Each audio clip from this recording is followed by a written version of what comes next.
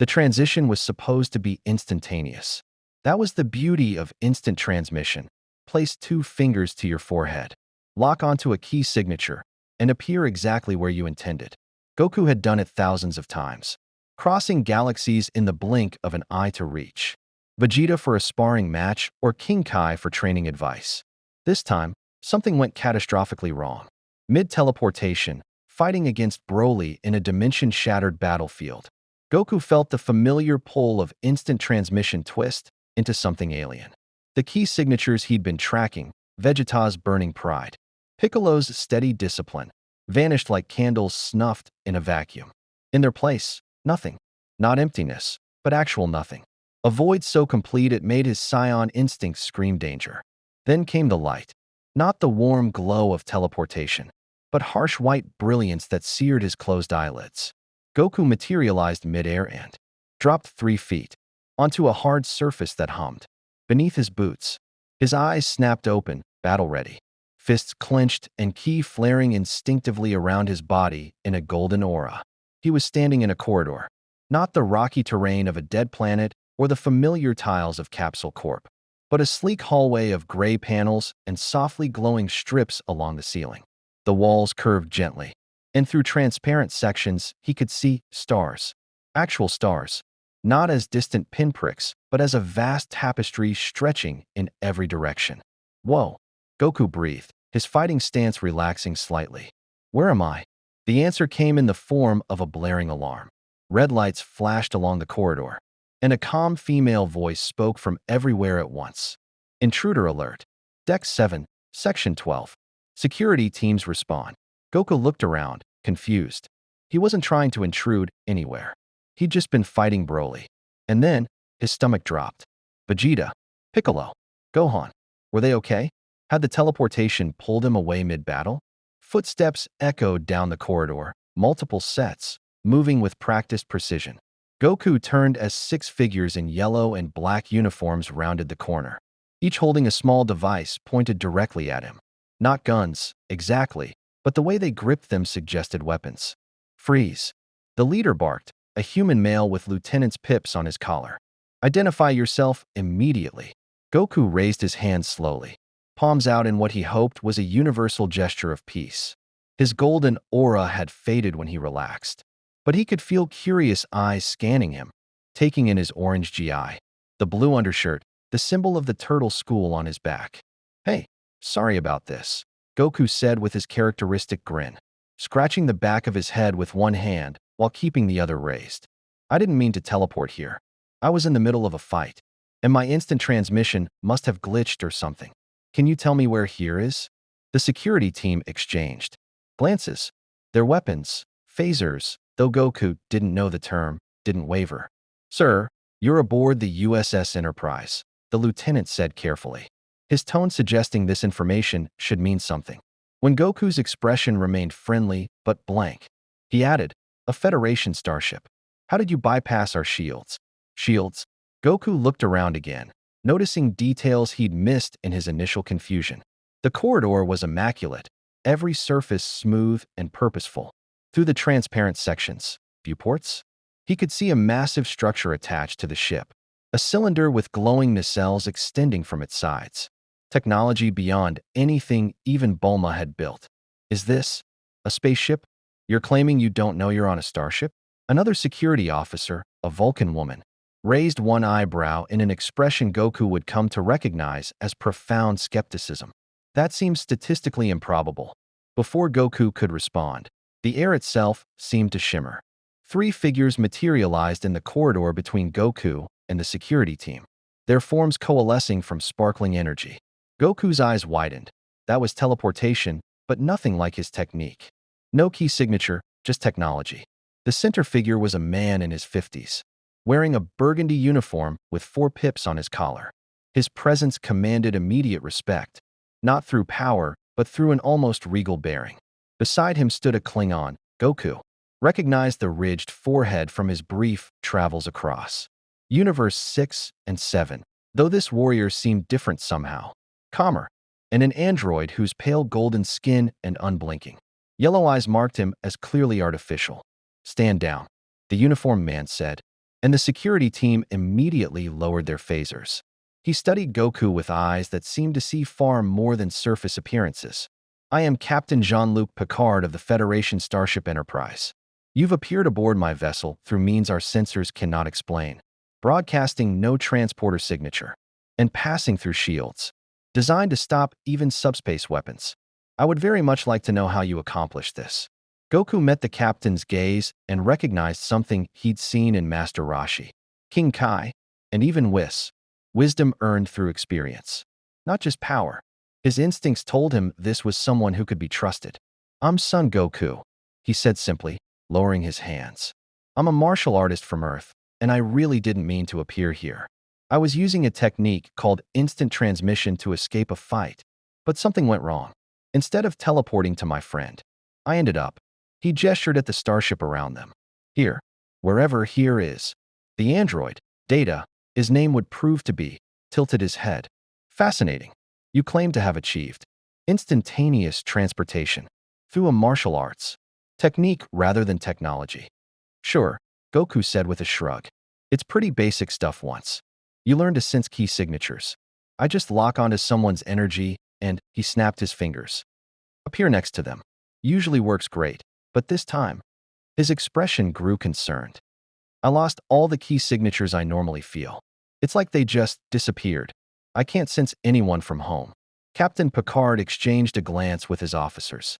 The Klingon, Worf, kept one hand near his phaser, but his warrior's instincts were clearly intrigued rather than threatened. Mr. Data, Picard said, can you detect any transporter residue or subspace distortion? Negative, Captain, Data replied, already scanning Goku with a tricorder. However, I am detecting highly unusual energy readings emanating from his body. The energy does not correspond to any known particle or waveform in Federation databases. It appears to be biological in nature, yet powerful enough to register on our sensors at levels comparable to a warp core breach. Goku brightened. Oh, that's my key. Every living thing has it, but most people can't feel or control it. I've been training since I was a kid to mastermind. He paused, noticing their expressions. You guys really don't know about Ki. We do not, Picard said slowly. The implications of that statement hung in the air, an entire energy source unknown to Federation science, wielded casually by this friendly stranger in orange robes. The captain made a decision that would alter the course of his mission and potentially the Federation itself. Mr. Goku, I believe we have much to discuss. Would you accompany us to the bridge? I suspect your arrival here is more significant than either of us currently understands. Goku's grin widened. After months of training and fighting, talking seemed like a nice change of pace. Plus, these people had some seriously impressive technology. Maybe they could help him figure out what went wrong with his teleportation. Sure thing, Captain. Lead the way. He fell into step beside Picard as they walked toward the turbolift. So, just one question. How far from Earth am I? And which Earth exactly? Because I've been to a few different ones, and they're all kind of different. Captain Picard's expression suggested this. Conversation was going to be far more complicated than he'd anticipated. Behind them, Lieutenant Worf muttered something in Klingon that sounded distinctly like a warrior's prayer. The USS Enterprise had encountered many strange phenomena in its voyages. Gods, omnipotent beings, temporal anomalies, and species that defied understanding. But none of them had ever simply appeared aboard the ship with a friendly smile and the power to destroy stars flickering casually beneath their skin. In the captain's ready room 30 minutes later, over Earl Grey tea that Goku found disappointingly mild compared to Senza beans, the true scope of the situation began to unfold. Data's scans revealed energy, readings that fluctuated wildly, baseline, levels equivalent to a photon torpedo, but with the potential to spike far higher. Geordi Lawforge, the chief engineer, confirmed that Goku's ki was invisible to sensors until he actively used it, explaining how he'd bypassed their shields. Captain, Data said, his android features incapable of showing concern, but his tone suggesting it nonetheless. If Mr. Goku's energy can indeed reach the levels he describes, in his Super Saiyan forms, he could theoretically produce destructive force exceeding our photon torpedo complement. by several orders of magnitude. Picard set down his tea. Across from him, Goku was enthusiastically describing his latest training with Whis while devouring replicated food at a rate that was straining the replicator's matter reserves. Mr. Goku, Picard said carefully, I must ask, in your universe, how common are beings of your power level? Goku swallowed a mouthful of something approximating steak. Oh, not very common at all. I mean, there are the gods of destruction, the angels, Xeno-sama, who can erase entire universes, and then fighters like me, Vegeta, and Broly, who can reach god-level strength. But most people are pretty normal. He paused. Why? Is that weird? The silence that followed answered his question more completely than words ever could. If you want to see more characters enter different universes, hit that subscribe button and drop the name of a character and the universe you'd want to see them in down in the comments below. Hope shines brightest in the darkest night. The conference room of the USS Enterprise D was designed to project calm authority. Soft lighting, comfortable chairs arranged around an oval table, and a viewport displaying the serene expanse of Federation space. It was a place where diplomatic solutions were forged and scientific mysteries unraveled through reason and discourse. At the moment, it contained what might be the most dangerous biological entity ever encountered by Starfleet, cheerfully asking for thirds. This replicator thing is amazing, Goku said, holding up his empty plate. It's not quite as good as Chi-Chi's cooking, but you can make anything appear? That's incredible. Counselor Deanna Troi, seated beside Captain Picard, maintained her professional composure despite the overwhelming emotional feedback she was receiving from their guest. Joy, pure, uncomplicated joy, mixed with concern for his friends and an undercurrent of excitement. She associated with warriors before battle. But beneath it all, something else, a reservoir of power so vast it made her empathic senses recoil. Captain, she said quietly in his ear, I sense no deception from him. His emotional state is remarkably innocent, almost childlike in its directness. Picard nodded slightly. He'd reached similar conclusions through observation. Goku's body language was completely open, his expressions transparent. Either he was the most sophisticated actor in the galaxy, or he genuinely meant no harm. That didn't make him less dangerous. Mr. Goku, Picard began, steepling his fingers.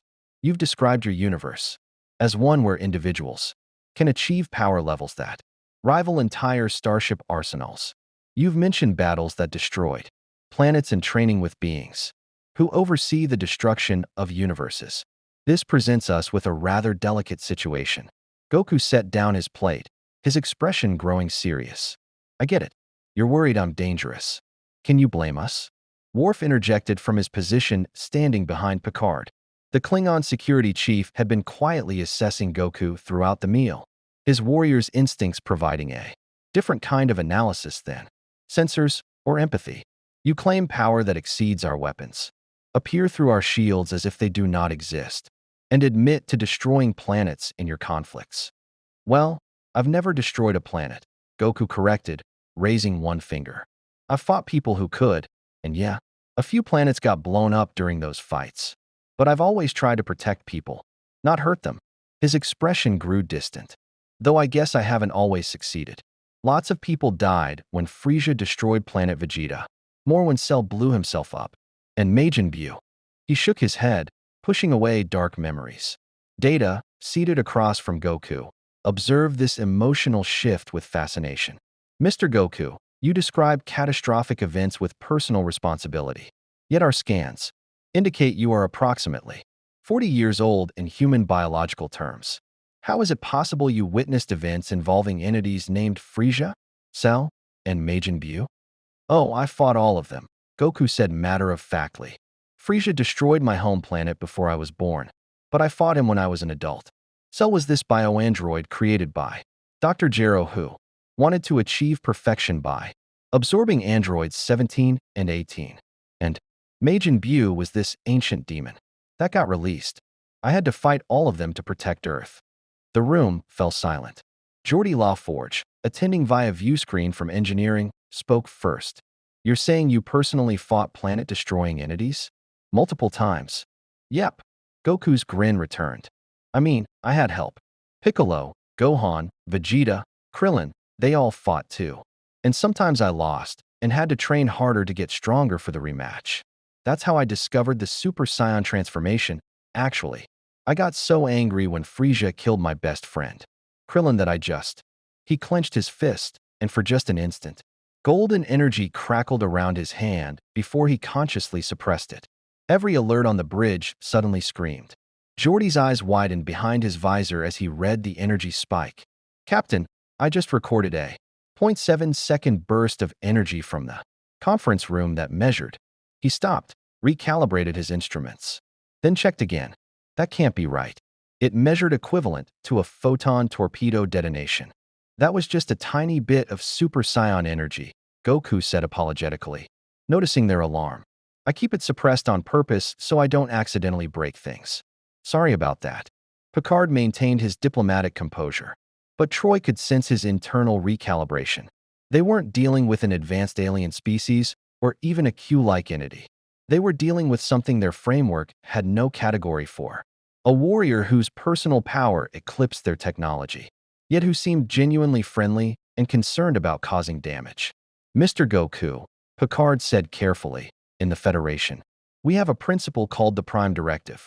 It forbids us from interfering with the natural development of civilizations, particularly those less technologically advanced than ourselves. We've found that introducing advanced technology or capabilities to unprepared cultures causes more harm than good. He paused, choosing his words with diplomatic precision. You represent a kind of power that our society has never encountered. In biological form, your presence here raises profound questions about how we proceed. Goku scratched his head. A gesture they were learning indicated deep thought rather than casual dismissal. So you're saying I'm like, too strong for your universe? Not exactly, Data interjected. The captain is suggesting that your capabilities may cause disruption to the social and political balance of this region of space. Consider, if word spread that an individual existed who could survive in vacuum, travel faster than transporters, and output destructive force equivalent to starship weapons. Multiple factions would seek either to recruit you or eliminate you as a threat. Oh, Goku's expression fell, like when the Red Ribbon Army tried to capture me when I was a kid, or when Frisia's empire hunted down all the Scions because we might become threats. Understanding dawned in his eyes. You're worried other people will come after me, and there'll be fighting. Among other concerns, yes, Picard acknowledged. Worf stepped forward slightly.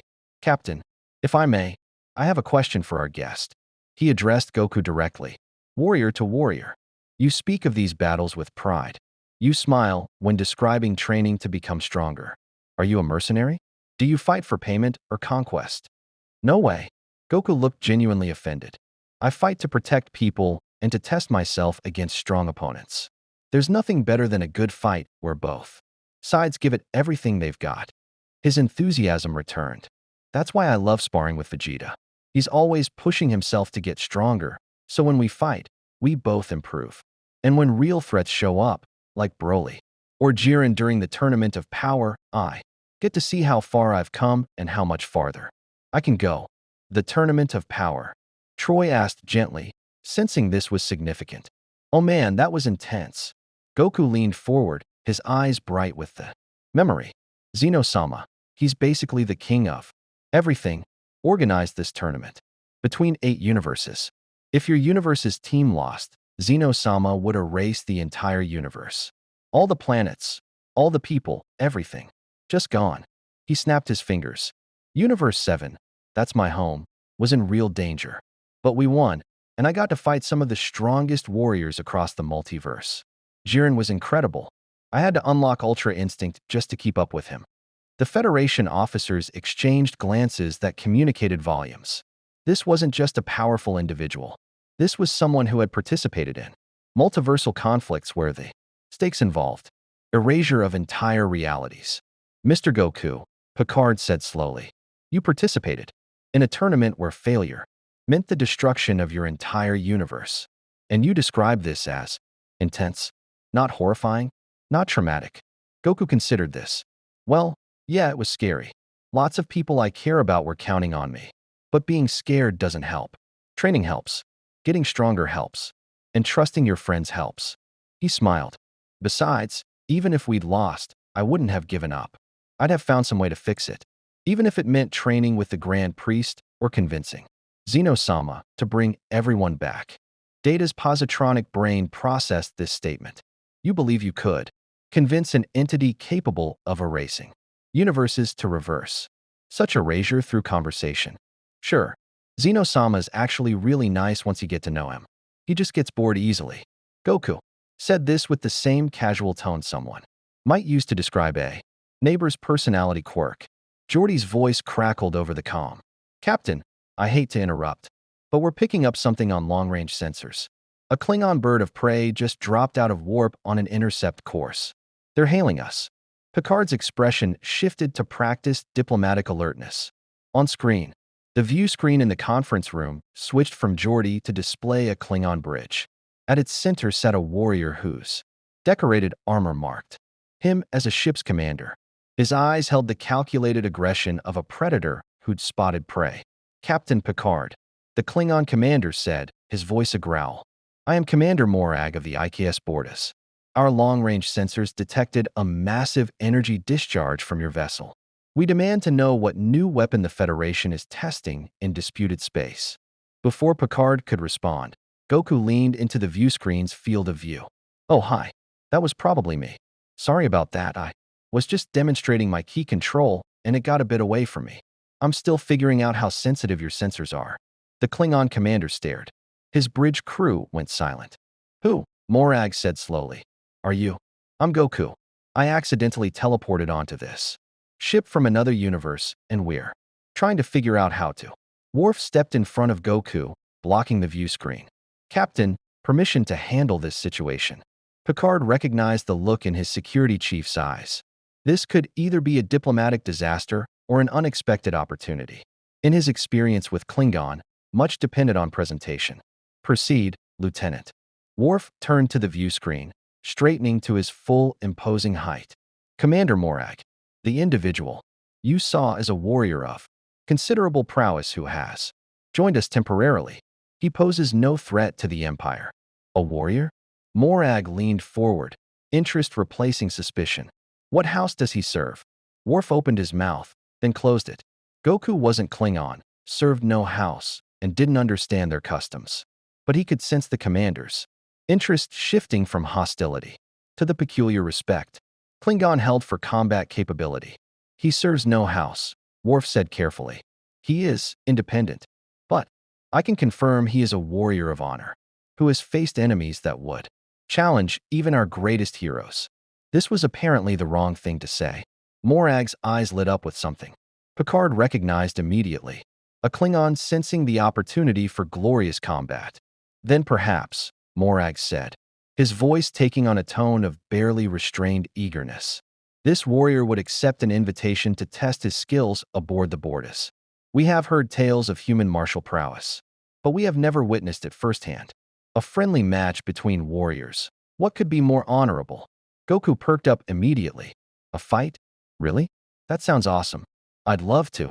Mr. Goku. Picard interrupted firmly. Perhaps we should discuss this before. I accept, Morag declared. We will beam your warrior to our ship. If he survives 10 minutes in our combat training program, the Empire will consider the Federation's warriors worthy of respect. If not, he grinned, showing all his teeth. Well, at least he will die with honor. The screen went dark before anyone could object. Goku looked at the assembled officers, his expression confused but excited. So, I'm going to fight Klingon. Are they strong? Worf's expression was caught between warriors' anticipation and security officers' dread. Mr. Goku, Klingon combat training is designed to test warriors to their absolute limits. It is not uncommon for participants to require medical attention, sometimes extensive medical attention. Perfect. Goku bounced on his feet, his fighting spirit rising. I haven't had a good sparring match since Broly. Do you think they'll be strong enough to make me use Super Saiyan? Picard buried his face in one hand.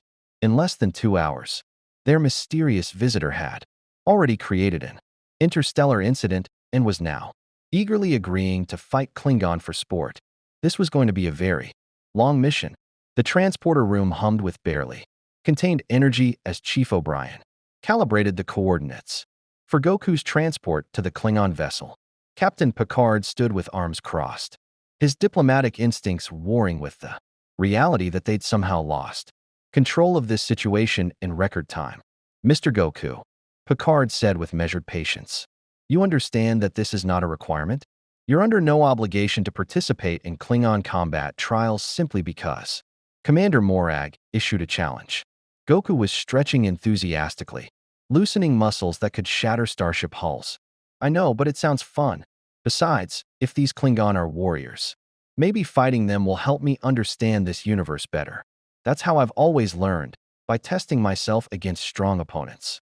The Klingon are warriors, Worf confirmed, standing at attention beside the transporter pad. But their concept of a friendly match may differ from yours. They will attempt to kill you. Great. Goku's grin widened. That means they'll take me seriously. Troy, observing from the doorway, sent Picard a mental note of concern. Goku's emotional state was pure anticipation, not bloodlust or aggression, but the innocent excitement of a child about to play a beloved game. The dichotomy between his power and his emotional maturity was deeply unsettling. At least allow Dr. Crusher to provide you with a communicator, Picard insisted. If the situation becomes dangerous. Captain, Worf interrupted. I believe Mr. Goku will not be the one in danger. Data tilted his head, processing the combat variables. Lieutenant Worf raises a valid point. Based on the energy readings we've recorded, Mr. Goku operating at even 10% capacity would overwhelm standard Klingon combat protocols. The primary risk is that he may inadvertently cause catastrophic damage to the boardas. Goku paused mid-stretch. Oh, I didn't think about that. I'm pretty good at holding back, though. When I spar with Goten and Trunks, they're just kids. I make sure to keep my power really low so nobody gets hurt. I can do the same with the Klingon. Perhaps, Picard said carefully, you should also consider the psychological impact. If you defeat their warriors too easily, it may be seen as disrespectful. Klingon value honor in combat above nearly everything else. This actually gave Goku pause. He'd fought in tournaments where holding back was considered insulting, where warriors demanded you show them your full strength out of respect. But he'd also sparred with Master Roshi, who'd taught him that true strength wasn't about domination. It was about understanding your opponent and yourself. Okay, Goku said thoughtfully. So I should fight them seriously. But not so seriously I wreck their ship or hurt them too badly. I can do that. He stepped onto the transporter pad, then turned back. Oh, Captain, if I'm not back in a couple hours, it probably means we're having such a good fight that we lost track of time. Don't worry about me. Before Picard could respond, Goku pressed the comm badge they'd given him. Okay, Chief. I'm ready. O'Brien glanced at Picard, who nodded reluctantly. The transporter energized, and Goku's form dissolved into glittering particles. The moment he was gone, Picard turned to his staff. Lieutenant Worf, maintain an active sensor lock on Mr. Goku. Dr. Crusher, have a medical team standing by. Data, monitor the boardas for any signs of structural damage. And someone please explain to me how we went from first contact protocols to sanctioning what amounts to an interstellar boxing match in less than 3 hours. Worf actually smiled, a rare expression that suggested genuine enthusiasm. Captain, in Klingon culture, this is first contact protocol. Goku materialized in what could only be described as a warrior's arena. The room was circular, perhaps 50 feet in diameter, with dark metal walls scarred from countless weapons impacts. Harsh red lighting cast everything in shades of blood and shadow. Around the perimeter stood at least 20 Klingon warriors, their ridged foreheads and leather armor marking them as the ship's combat elite. In the center of the room stood Commander Morag, now wearing full combat gear and holding a batleth, a curved blade that looked capable of bisecting a human with casual efficiency. Welcome, human. Morag's voice boomed through the chamber. You honor us by accepting our challenge. I am told you are a warrior of great skill. We shall see if this is truth or Federation exaggeration. The assembled Klingon roared their approval, beating weapons against shields in a rhythmic thunder that would have terrified most humanoids. Goku just smiled, drinking in the atmosphere. This reminded him of the World Martial Arts Tournament, of the Cell Games, of every arena where warriors gathered to test their strength. He felt right at home. Thanks for having me, Goku called back. I'm looking forward to this. So, what are the rules? Morag laughed, a sound like grinding stone. Rules? You survive, you win. You fall, you lose. If you die, he shrugged. You die with honor, which is all any warrior can ask. Got it. No killing, then. Goku dropped into his fighting stance, knees bent, hands raised in the defensive posture taught by Master Roshi decades ago. To the Klingon, it looked almost comically casual. No weapons, no armor, just an orange-clad human standing like he was about to begin a dance. No killing. Morag's expression showed genuine confusion. Human, we fight with real weapons. Death is always a possibility in true combat. I know, Goku said patiently, but I'm really, really hard to kill. And I don't want to kill you guys by accident. So let's say first to knock the other down wins? That's fair, right? The Klingon looked at each other. Several laughed outright. One warrior, larger than the rest, stepped forward with a wicked-looking mek'leth blade. The human thinks he will knock down Morag. The warrior bellowed. I am Kfor, second officer of the Bordis. And I say this human is either mad or a fool. Let me demonstrate Klingon superiority. He charged without further preamble, bringing his blade down in an overhead strike that would have split Goku from skull to sternum. The other Klingon roared encouragement, bloodlust rising. Goku sidestepped with such minimal movement that it looked like Kfor had missed rather than Goku dodging. The Klingon's blade struck the deck with a shower of sparks. Before Kfor could recover, Goku tapped him gently on the shoulder. Tag, Goku said cheerfully. You're pretty fast. Want to try again?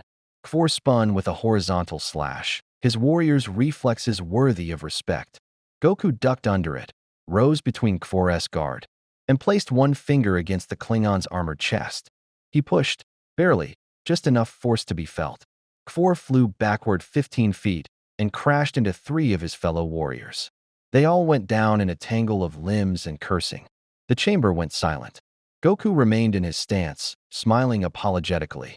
Sorry, I'm still getting used to how strong I am compared to, well, most people. You okay? Kfor stood slowly, testing his limbs. The armor over his chest showed a small dent, where Goku's finger had touched, barely an indentation, but present. His eyes widened as he understood what had happened. That tap, that casual push, had contained enough force to send him flying. If Goku had actually punched him. Impossible, Kfor breathed. Then, louder, impossible. No human possesses such strength. Oh, I'm not just human, Goku explained. I'm a scion. We're a warrior race from another universe. We get stronger every time we fight, and I've been fighting pretty much my whole life. Morag stepped forward. His expression transformed from amused contempt to genuine interest. A warrior race? You fight because it is your nature. Well, sort of. I was raised by humans, so I fight to protect people. But yeah, fighting is kind of in my blood. Scions are born warriors. The more we fight, the stronger we become. It's just how we're built. The Klingon exchanged glances. This was a concept they understood intimately. Warriors born to fight, who grew stronger through combat, whose entire existence centered on testing themselves against worthy opponents. This was fundamentally Klingon philosophy embodied in alien flesh. Then you are not so different from us, Morag said slowly. Perhaps the Federation keeps an interesting secret. He raised his batleth. You have demonstrated speed. Now demonstrate strength. Face me, Scion, and let us see who is truly superior. Goku's smile widened. Now you're talking. Morag charged. His batleth, singing through the air in a complex pattern designed to give opponents no opening. It was beautiful in its lethality, the product of decades of training and hundreds of kills. The blade came at Goku from 3 angles simultaneously, an impossible attack to defend against without a weapon. Goku caught the blade between his palms. The metallic clang echoed through the chamber like a bell. Morag's eyes widened in disbelief as he strained against Goku's grip, trying to force his weapon forward or pull it back. It didn't move. It was like he was fighting against a mountain. You're really strong, Goku said enthusiastically, not even straining. This blade is amazing too. What's it made of? It's actually really hard. Baconite alloy, Morag grunted, still straining. Forged in the fires of Borith, blessed by the clerics of Kalas, capable of cutting through starship bulkheads. Cool. Goku examined the blade with genuine interest, turning it slightly despite Morag's grip on the handle. We have swords like this back home, though they usually don't work very well once you get past a certain power level. Energy blasts are more practical for long-range fighting. And up close, he released the blade and tapped Morag's armor at several points, faster than the eye could follow. Precision strikes work better than cutting. Morag stumbled backward, looking down at his armor. Each point where Goku had tapped showed a small dent. Perfect circles pressed into baconite, as if the metal were clay. How? Morag's voice carried genuine wonder rather than fear. How strong are you, Scion? Goku scratched his head sheepishly. Honestly, I don't really measure it in numbers. I know I can lift a lot, punch really hard, and move faster than most people can see. But strength isn't just about how hard you can hit. It's about how well you can control that power, how you use it to protect others, and how you keep pushing past your limits. He looked around at the assembled Klingon, seeing past their aggressive postures to the warriors beneath. You guys remind me of the Scions from my universe. You love fighting, you respect strength, and you've built your whole society around honor and combat. That's pretty cool. One of the younger Klingons stepped forward hesitantly. You speak of limits. What are your limits, Goku of the Scions? Goku's expression grew thoughtful. You know, I used to think I had limits. Every time I hit a wall, couldn't beat Piccolo, couldn't defeat Frieza, couldn't match Cell. I thought that was it. That I'd reached as far as I could go. But then I'd train harder, find a new transformation, or unlock something inside myself I didn't know was there. He clenched his fist, and just for an instant, golden energy crackled around it before fading.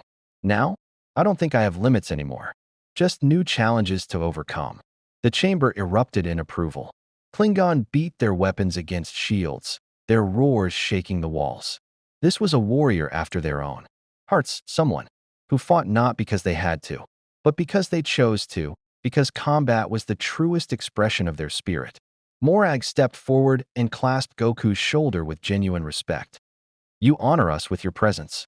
Goku, the House of Morag recognizes your warrior spirit. You fight not just with strength, but with joy. This is the mark of a true Klingon heart, even if you wear alien flesh. Thanks. Goku's grin could have powered starships. So, does this mean we're friends now? Because I'd love to learn more about your fighting techniques. That blade work was really impressive. And the way you guys move in formation, it's like a group kata. We used to do those at Master Rashi's school. Before Morag could respond, alarms blared throughout the Bordas. The red lighting shifted to emergency blue, and a harsh voice crackled over the intercom in Klingon. Morag's expression shifted, instantly from warriors camaraderie to command alertness. What's wrong? Goku asked, his battle instincts triggering. Romulan warbird decloaking off our port bow. Morag growled, already moving toward the bridge. 3 vessels. They've been tracking us since we entered this sector. He glanced at Goku. Your combat test is concluded, Scion. You have proven yourself 10 times over. Now we face a real battle. Goku's eyes lit up. A real battle? Even better. Can I help? Morag paused, considering. Federation protocols would forbid involving a civilian in military combat. But Goku wasn't Federation, and he'd just demonstrated capabilities that could turn the tide of a space battle if applied correctly. More importantly, Morag recognized something in Goku's eyes. The absolute certainty of a warrior who had never met a challenge he couldn't overcome. The kind of confidence that came not from arrogance, but from having faced death countless times and emerging victorious through sheer determination. Follow me to the bridge, Morag decided. And Goku? When we face Romulans, there are no rules about holding back. Goku's grin turned fierce. Good, because I'm really curious how my ki stands up to your space battles. As they raced toward the bridge, neither noticed the Enterprise had detected the Romulan vessels as well, and Captain Picard was already preparing diplomatic channels while ordering red alert. What had started as a simple first contact situation was rapidly evolving into an interstellar incident involving Klingon, Romulans, Starfleet, and a Scion warrior who could punch holes through starship hulls. In his ready room, reviewing tactical displays, Picard allowed himself a moment of profound resignation. Sometimes the universe tested a captain's adaptability. This was rapidly becoming one of those times. The bridge of the IKS Bordas was organized chaos. Klingon warriors shouted coordinates and tactical assessments while Commander Morag settled into his command chair, his expression shifting from warriors' enthusiasm to commander's calculation. View screens displayed 3 Romulan warbirds in perfect attack formation, their green hulls shimmering as they powered weapons. Goku stood near the center of the bridge, trying to stay out of the way while observing everything with intense curiosity. The technology was unlike anything from his universe. No key signatures to track, just blinking lights and displays showing information he couldn't read. Report. Morag barked. A young Klingon at Tactical responded immediately. 3 Deridex-class warboats. Commander. They're charging disruptors and preparing to fire.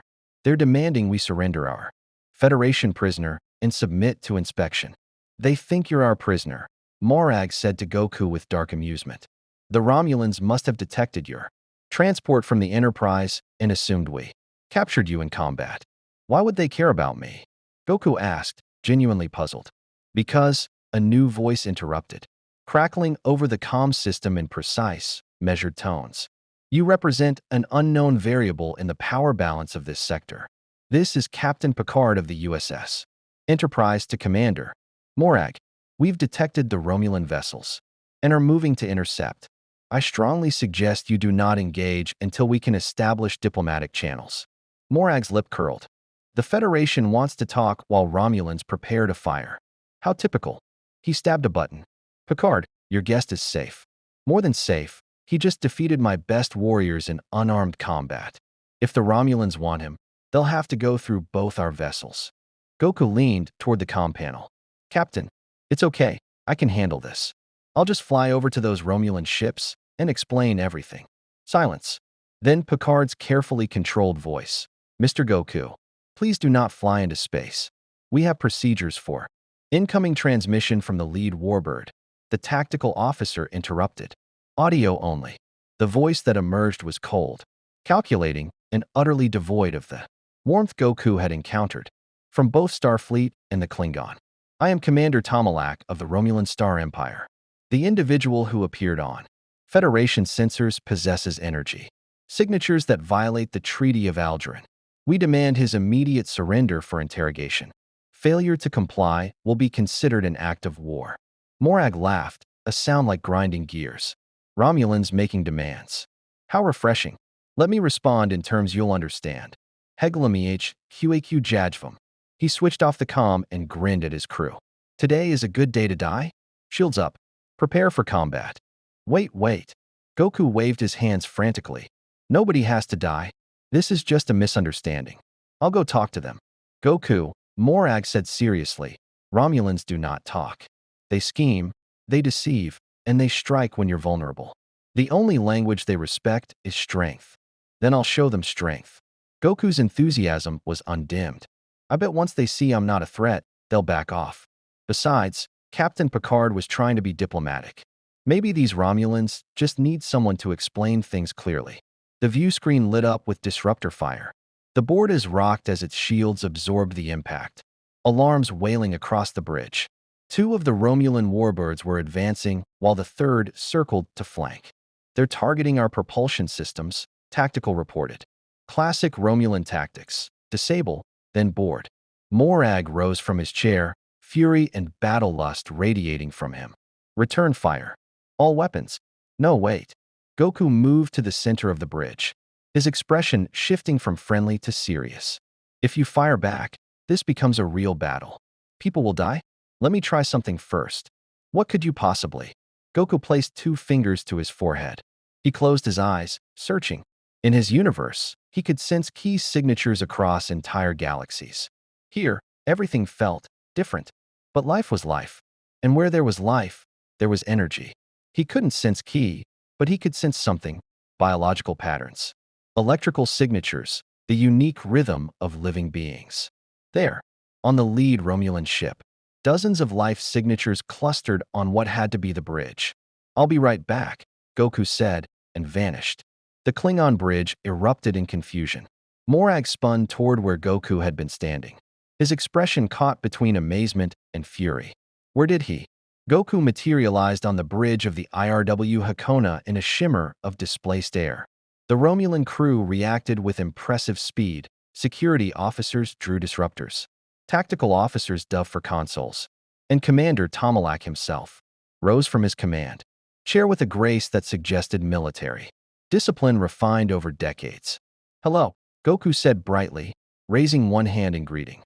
"Sorry to just pop in like this, but I wanted to clear up some confusion before anybody got hurt." For exactly 3 seconds, the Romulan bridge was silent with shock. Then Tomalak's expression shifted through surprise, calculation, and finally settled on cold assessment. "Intruder on the bridge," he said calmly. "Security, restrain him." 2 Romulan guards moved forward with restraints. Goku sighed.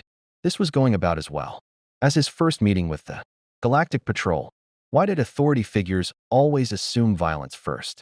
"I really don't want to fight you guys," Goku said as the guards reached for him. One grabbed his arm. Goku let him, standing completely still. The guard pulled, expecting to drag the prisoner to the ground. Nothing happened. Goku remained standing, unmoved, as if rooted to the deck. The guard pulled harder, his muscles straining. Still nothing. It was like trying to drag a mountain. "See," Goku said patiently. "I'm not here to fight. I'm just here to talk. Commander Tomalak, right? I'm Goku. I accidentally teleported into this universe from my home dimension during a fight. That energy signature your sensors detected? That was just me powering up a tiny bit. I didn't mean to cause any trouble." Tomalak's eyes narrowed. "You claim to be from another dimension. You appear aboard a Klingon vessel. You bypass our shields as if they don't exist. And now you stand on my bridge, demonstrating impossible strength." He raised one hand, stopping his guards from further attempts at restraint. "Why should I believe you're not a Federation weapon?" "Because I'm not." Goku's frustration leaked through. This was exactly the problem with all these factions. Everyone was so suspicious of each other. "Look, in my universe, we have these things called Dragon Balls that can grant wishes. We've fought gods, demons, and alien emperors. I've died twice and come back to life. I've traveled through time and visited alternate universes. Compared to all that, accidentally ending up in your universe is just another weird Tuesday for me." One of the Romulan bridge officers whispered something to Tomalak. The commander's expression didn't change, but Goku noticed his posture shift slightly, less aggressive, more analytical. "Our sensors confirm massive energy readings emanating from your body," Tomalak said slowly. "Energy that follows known physical laws. If what you say is true, if you genuinely possess power beyond our technology, then you represent either an invaluable asset or an existential threat. The Romulan Star Empire cannot ignore either possibility." "I get that," Goku said, his tone softening. He'd dealt with paranoid authority figures before. King Kai had warned him about messing with gods, and Beerus had nearly destroyed Earth because of bad manners at a birthday party. Understanding their perspective was half the battle. In my universe, when someone really powerful shows up unexpectedly, everyone gets nervous. But here's the thing, I don't work for anybody. Not the Federation, not the Klingon, not you guys. I just want to figure out how to get home to my family. Family. Tomalak's expression flickered, just for an instant. Something almost human showed through the calculated coldness. "Yeah, I've got a wife, 2 sons, a granddaughter, and a whole bunch of friends who are probably worried sick about me. My youngest son Goten was supposed to spar with me today. And Vegeta, he's my rival. He's probably furious that I disappeared in the middle of our fight with Broly." Goku's expression grew distant. "I need to get back. They need me." The Romulan bridge was silent. Tomalak studied Goku with the intensity of a scientist examining a unique specimen. But beneath that, Goku's empathy, honed from years of reading opponents' emotional states in combat, detected something else. Uncertainty, even fear, carefully controlled but present. "You speak of returning home as if it's simply a matter of navigation," Tomalak said. "Yet you arrived here by accident. Do you even know where here is?" "Not really," Goku admitted. "Captain Picard mentioned the Federation, and something about this being Alpha Quadrant, but the stars are all wrong. The planets don't match anything I've seen, and I can't sense any key signatures from my universe. It's like I'm completely cut off." "Because you are." A new voice joined the conversation, Picard's. broadcast from the Enterprise on a frequency the Romulans couldn't jam. Mr. Goku, I've been conferring with Mr. Data. Based on your description of your arrival and our sensor readings, we believe you've crossed not just spatial dimensions, but potentially breached the barriers between separate quantum realities. You're not in another part of your universe.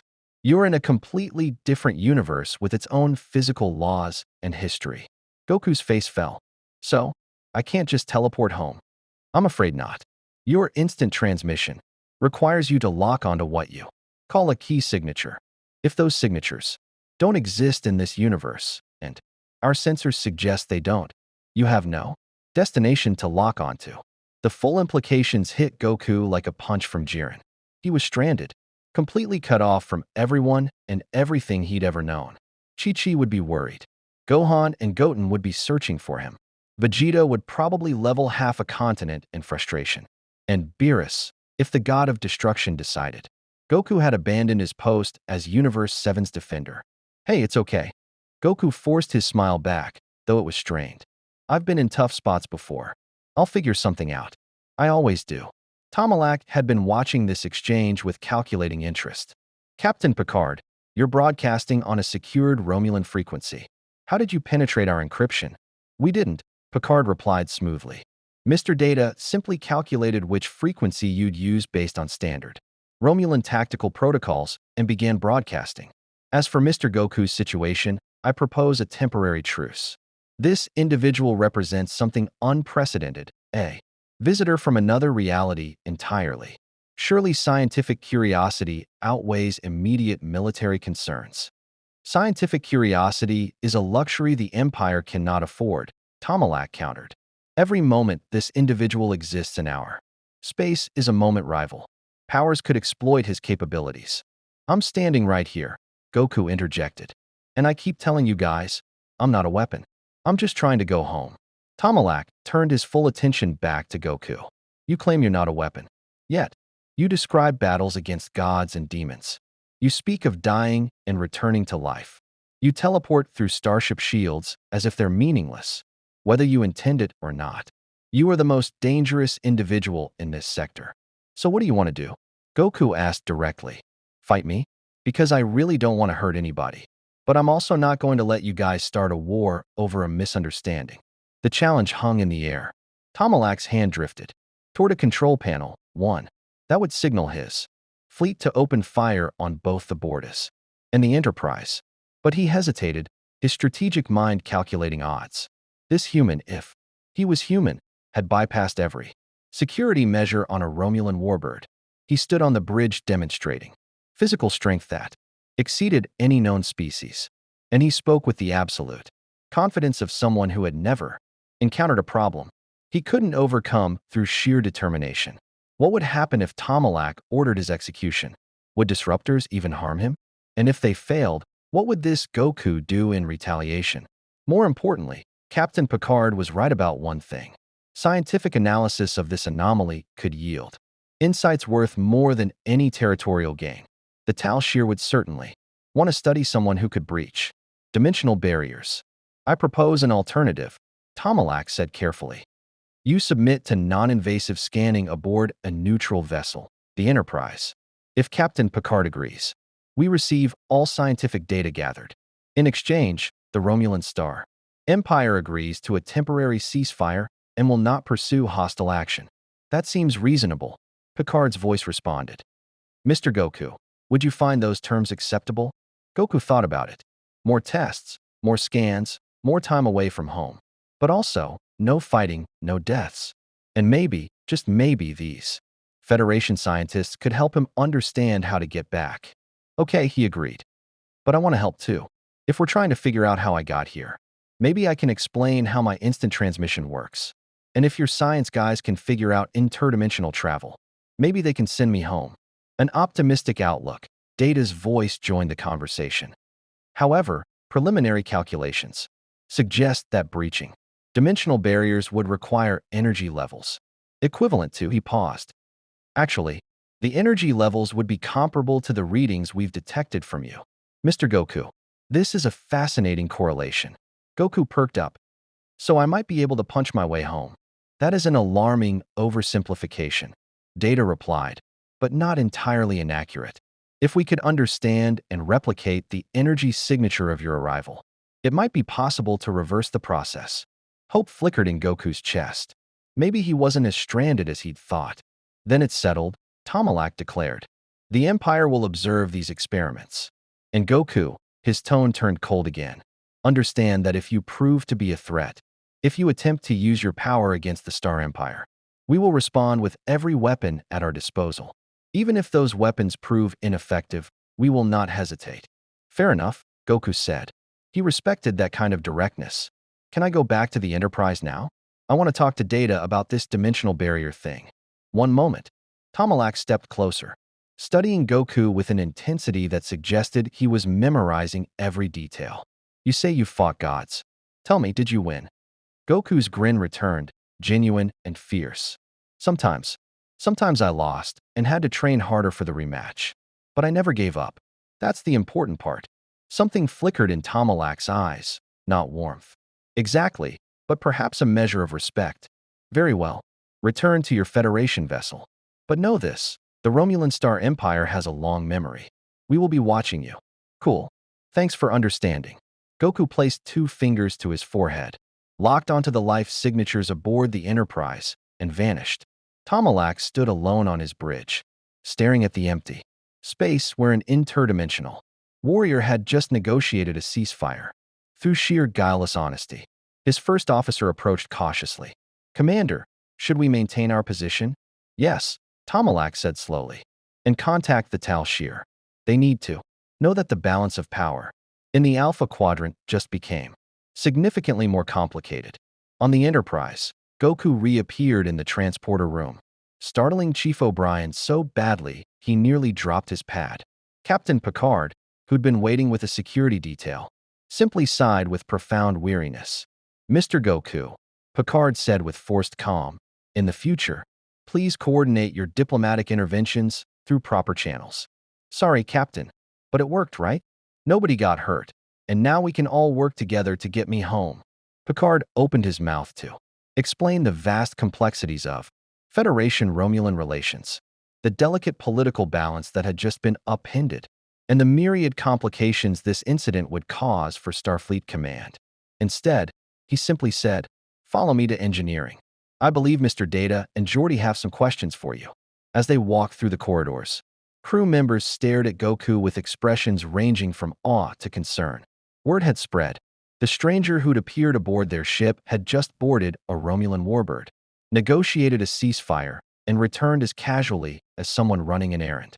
In engineering, Data and Geordi were surrounded by displays showing energy readings that seemed to violate every known law of physics. Ah, Mr. Goku. Data looked up with his characteristic head tilt. I have been analyzing the residual energy from your teleportation. The results are fascinating and deeply confusing. Your power source appears to be biological, yet it generates output that should require matter-antimatter reactions. I have approximately 700 questions. Goku grinned. Finally, someone who spoke his language, not in terms of communication, but in terms of pure, enthusiastic curiosity. Great. I've got questions too. Like, what's antimatter? And how do your ships fly without ki? And can you really help me get home? Data and Geordi exchanged glances. This was going to be a very long, very interesting investigation. In his ready room, monitoring the situation, Picard poured himself a generous glass of wine. Commander Riker entered, took one look at the captain's expression, and poured himself a glass as well. So, Riker said conversationally, we've made first contact with an interdimensional warrior who just peacefully resolved a potential interstellar incident by teleporting onto a Romulan warbird and talking things out. Apparently so, number 1. Should I alert Starfleet Command? Picard took a long sip of wine. I suspect they'll be calling us shortly. In the meantime, let's hope Mr. Goku's presence doesn't attract any additional complications. As if on cue, long-range sensors detected something massive dropping out of warp at the edge of the system. The silhouette was unmistakable, a Borg cube. Riker looked at his wine glass. I'm going to need a bigger drink. The bridge of the Enterprise erupted into controlled urgency. Officers moved to battle stations with practiced efficiency, But underlying their professionalism was an edge of fear that even Starfleet discipline couldn't entirely mask. The Borg weren't just enemies. They were inevitability incarnate, a force that turned individuality into mechanical perfection through assimilation. Red alert, Picard ordered, his voice steady despite the memories clawing at the edges of his consciousness. Memories of being Locutus, of losing himself to the collective. Shields up. Mr. Worf, hail the Borg vessel. They are not responding, Captain, Worf reported. The cube is on an intercept course. Estimated time to weapons range, for minutes. Riker was already at tactical, coordinating with other ships in the sector. The Klingon vessel is moving to flanking position. Romulan warbirds are holding position but powering weapons. Looks like Tomalak is waiting to see what happens. Typical, Worf muttered. Data's console chirped with incoming analysis. Captain, the Borg cube is scanning our position with unusual intensity. Their scans are focused primarily on Deck 7, specifically on engineering, where Mr. Goku is currently located.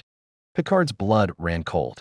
Of course, the Borg collective was constantly seeking new species to assimilate, new technologies to acquire, new biological distinctiveness to add to their own. An interdimensional warrior whose energy output defied known physics would be exactly the kind of unique specimen they'd pursue with relentless determination. Mr. Data informed Mr. Goku of the situation, and someone explained to him that the Borg cannot be reasoned with.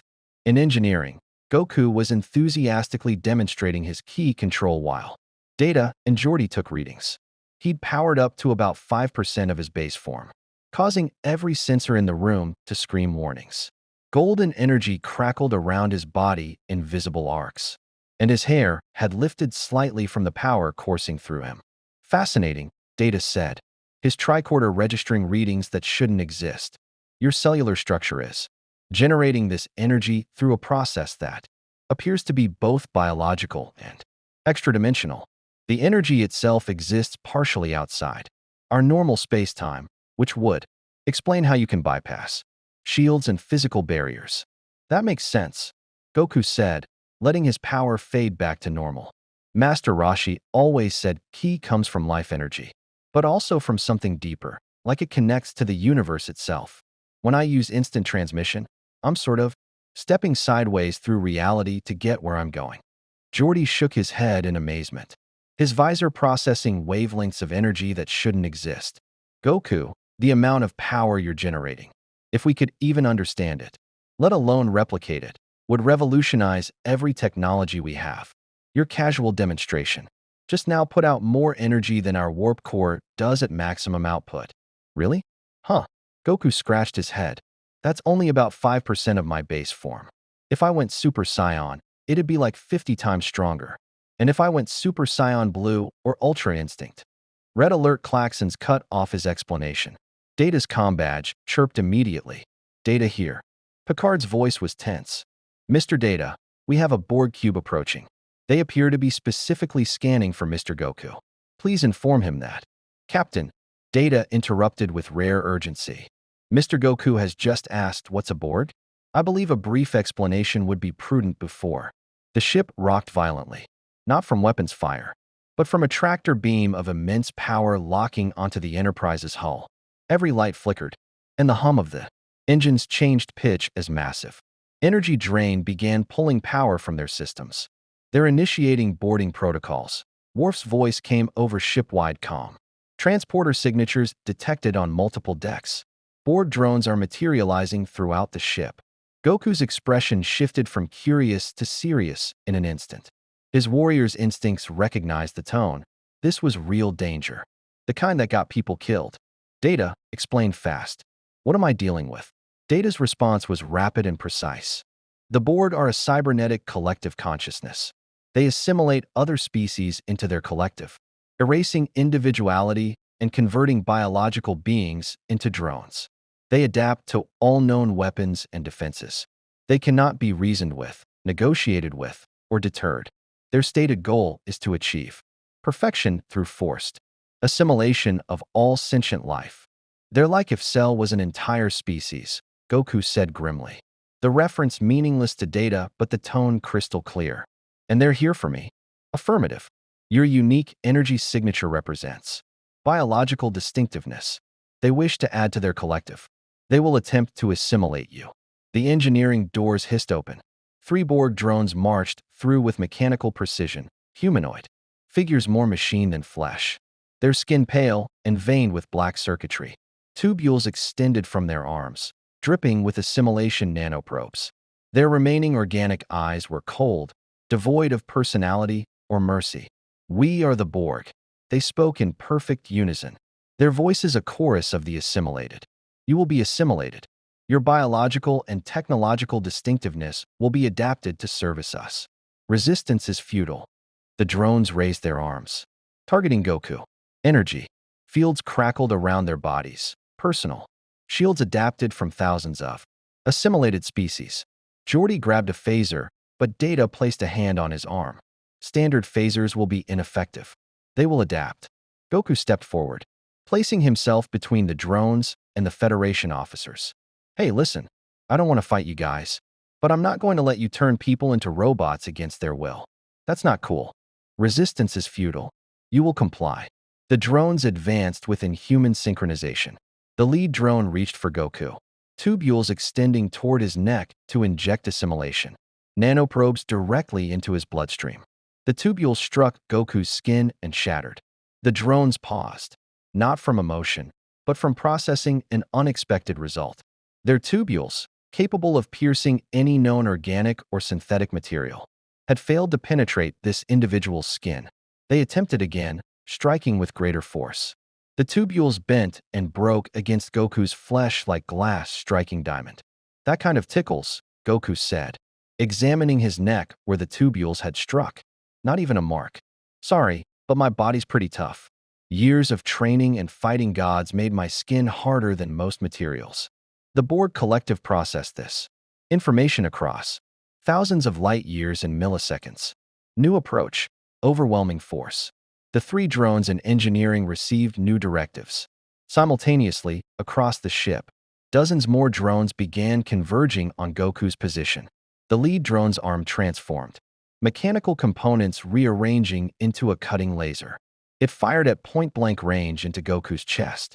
The beam struck and dispersed harmlessly. Across his GI, Goku looked down at the scorch mark on his orange fabric and frowned. Oh man, Chi-Chi's gonna be mad. This was a good GI. He flicked the drone's forehead with one finger. The sound was like a bell being struck. The drone flew backward, through 3 bulkheads before, embedding itself in a wall on deck 6. Alarms shrieked as atmosphere began venting from the breaches before. Emergency force fields activated. The remaining 2 drones adapted, their collective intelligence processing that physical force was ineffective. They attempted to inject nanoprobes through projected energy fields, but the nanoprobes simply failed to penetrate. Goku's bioelectric field, his key acting as an inadvertent shield against microscopic invasion. Data. Goku said calmly while dodging increasingly aggressive drone attacks. These things can't hurt me, but they're really persistent. What happens if I destroy them? Are there people inside those machine parts? There were, Data replied, already moving to protect. Geordi from another group of drones entering through a different access point. But the individuals they were are effectively dead. The Borg do not reverse assimilation once converted. Their original consciousness is subsumed by the collective. Goku's expression hardened. He'd faced enemies that destroyed individuals before. Majin Buu had absorbed people, erasing their identities. The pain that caused, the lives stolen. It made his scion blood boil with righteous fury. Then I'll stop them from taking anyone else. He moved. Not teleportation, just pure, impossible speed. One moment, he was standing still. The next, he'd crossed the room and tapped each drone on the chest with precision. Master Roshi would have praised. The drones staggered, their mechanical components crushed by impacts calibrated to destroy machinery while somehow preserving the remaining organic components. They collapsed, systems failing. But Goku had struck with enough control that the cybernetic components were destroyed while the biological remains were intact. It was the kind of precision that required absolute mastery of strength, knowing exactly how hard to hit to disable without killing what remained of the person inside. More approaching, Data reported. His android strength allowing him to restrain a drone long enough for Geordi to remove its power coupling. 17 drones converging on this position. The Borg are adapting their strategy. They're sending their entire boarding party after you. Good, Goku said, cracking his knuckles. That means they're not going after anyone else. He dashed into the corridor, leaving Data and Geordi staring after him. A moment later, sounds echoed through the ship. Impacts, mechanical screeches, and occasionally Goku's voice calling out, "Sorry." Coming through. "Excuse me." On the bridge, Picard watched his tactical display with growing disbelief. The Borg drones, each one a threat that usually required concentrated phaser fire or strategic thinking to defeat, were being systematically dismantled. The dots representing drones on his display were winking out one after another as a single dot representing. Goku moved through the ship at impossible speed. "Captain," Worf reported, his tone caught between Warrior's admiration and security officer's concern. "Mr. Goku has neutralized 23 Borg drones in the past 45 seconds. He appears to be collecting them." "Collecting them?" "He's carrying them to cargo bay too." "He just come the bay asking us to set up containment fields." Picard blinked. "He's taken 23 Borg drones prisoner?" 27 now, sir. He's moving very fast." On the view screen, the Borg cube hung in space, still locked onto the Enterprise with its tractor beam. But something was changing. The cube's surface, normally a uniform gray-green, was beginning to show patches of erratic activity. Lights flickered across sections of the hull. "Mr. Data, what's happening to the cube?" Data's voice came over comm from engineering, where he'd returned to monitor sensors. "Fascinating, Captain. The Borg Collective appears to be experiencing processing errors. By neutralizing their drones faster than they can adapt, Mr. Goku is creating a feedback loop. The Collective is attempting to assimilate information about his capabilities, but each drone's failure before adaptation is complete creates contradictory data. In essence, Mr. Goku is confusing them." Riker let out a surprised laugh. "He's causing the Borg to glitch?" "A crude but accurate description, Commander." The tractor beam suddenly released. The cube began backing away, not retreating in fear, but recalculating. The Borg Collective, encountering something it couldn't immediately assimilate or adapt to, was doing something it rarely did, withdrawing to analyze. Picard's comm badge chirped. "Captain." Goku's voice, slightly winded. "I've got all the robot people in the cargo bay like you asked. There were 31 total. I tried not to hurt them too badly. I know there are people somewhere inside those machines. Can your doctors help them?" Dr. Crusher's voice joined the channel. "Mr. Goku, Borg assimilation is. It's not reversible with our current medical technology. The individuals they were are gone." Silence on the comm. Then, quietly, "All of them? There's no way to bring them back." "I'm sorry. No." Another pause. When Goku spoke again, his voice carried a weight that made even Picard, who'd been Locutus, who'd experienced the horror of assimilation firsthand, feel a chill of recognition. It was the voice of a warrior who'd lost people, who understood the cost of evil, and who wouldn't forget. "Captain Picard, those Borg, they're still out there, right? Still taking people and erasing who they are?" "Yes, Mr. Goku. The Borg Collective spans thousands of light years. We've been fighting them for years, but they're nearly impossible to stop permanently. Then we need to stop them." Not a question, a statement of absolute intent. On the bridge, Troy sensed the shift in Goku's emotional state. The playful curiosity was still there, buried deep, but overlaying it now was something she'd felt from the most dedicated Starfleet officers, determination forged in grief. He'd seen what the Borg did. He understood, and his scion nature, his need to protect, to fight, to overcome impossible odds, had found a purpose. "Mr. Goku," Picard said carefully, "the Borg cannot be stopped by conventional means. We've tried. Even your considerable power is nothing compared to what I can do if I really push myself." Goku interrupted. "Captain, I've fought beings that could destroy universes. I've trained with angels and gods. If these Borg things are as bad as you say, if they're really taking people's lives and personalities away, then maybe I appeared in your universe for a reason. Maybe I'm supposed to help."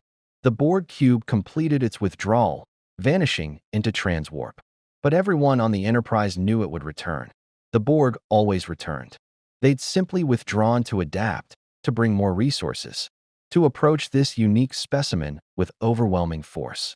Picard stood from his command chair and moved to the view screen, staring at the space where the cube had been. Behind him, his crew waited for his decision. In Cargo Bay 2, Goku stood among 31 deactivated Borg drones, each one a person who'd been stolen. In the background, the Klingon vessel held position, and somewhere beyond sensor range, Romulan warbirds observed. An interdimensional warrior had appeared in their universe, one who possessed power that made the Federation's weapons seem primitive, one who just fought off a Borg boarding party single-handedly, one who, despite his immense strength, still cared about protecting people. The question wasn't whether Goku could help them fight the Borg. The question was whether they should let him, whether exposing him to the horrors of their universe was fair, whether relying on one individual contradicted everything the Federation stood for, and whether making an enemy of the Borg collective was worth the strategic alliance of a dimensional anomaly who might disappear at any moment. "Captain," Riker said quietly, "what are your orders?" Picard made his decision. "Hail Commander Morag and Commander Tomalak, and get Mr. Goku to the bridge. If we're going to face the Borg's return, we need to coordinate. And Mr. Goku needs to understand exactly what he's volunteering to fight." In the cargo bay, Goku looked down at a Borg drone, a young woman, barely 20 by human standards, her face half covered in mechanical implants. He thought of Gohan at that age, full of potential and life. He thought of all the people this collective had stolen. His fists clenched, and golden energy flickered briefly around his body before he suppressed it. "I'll find a way to stop them," he promised the deactivated drone. "That's what I do. I find ways to protect people, no matter how strong the enemy is."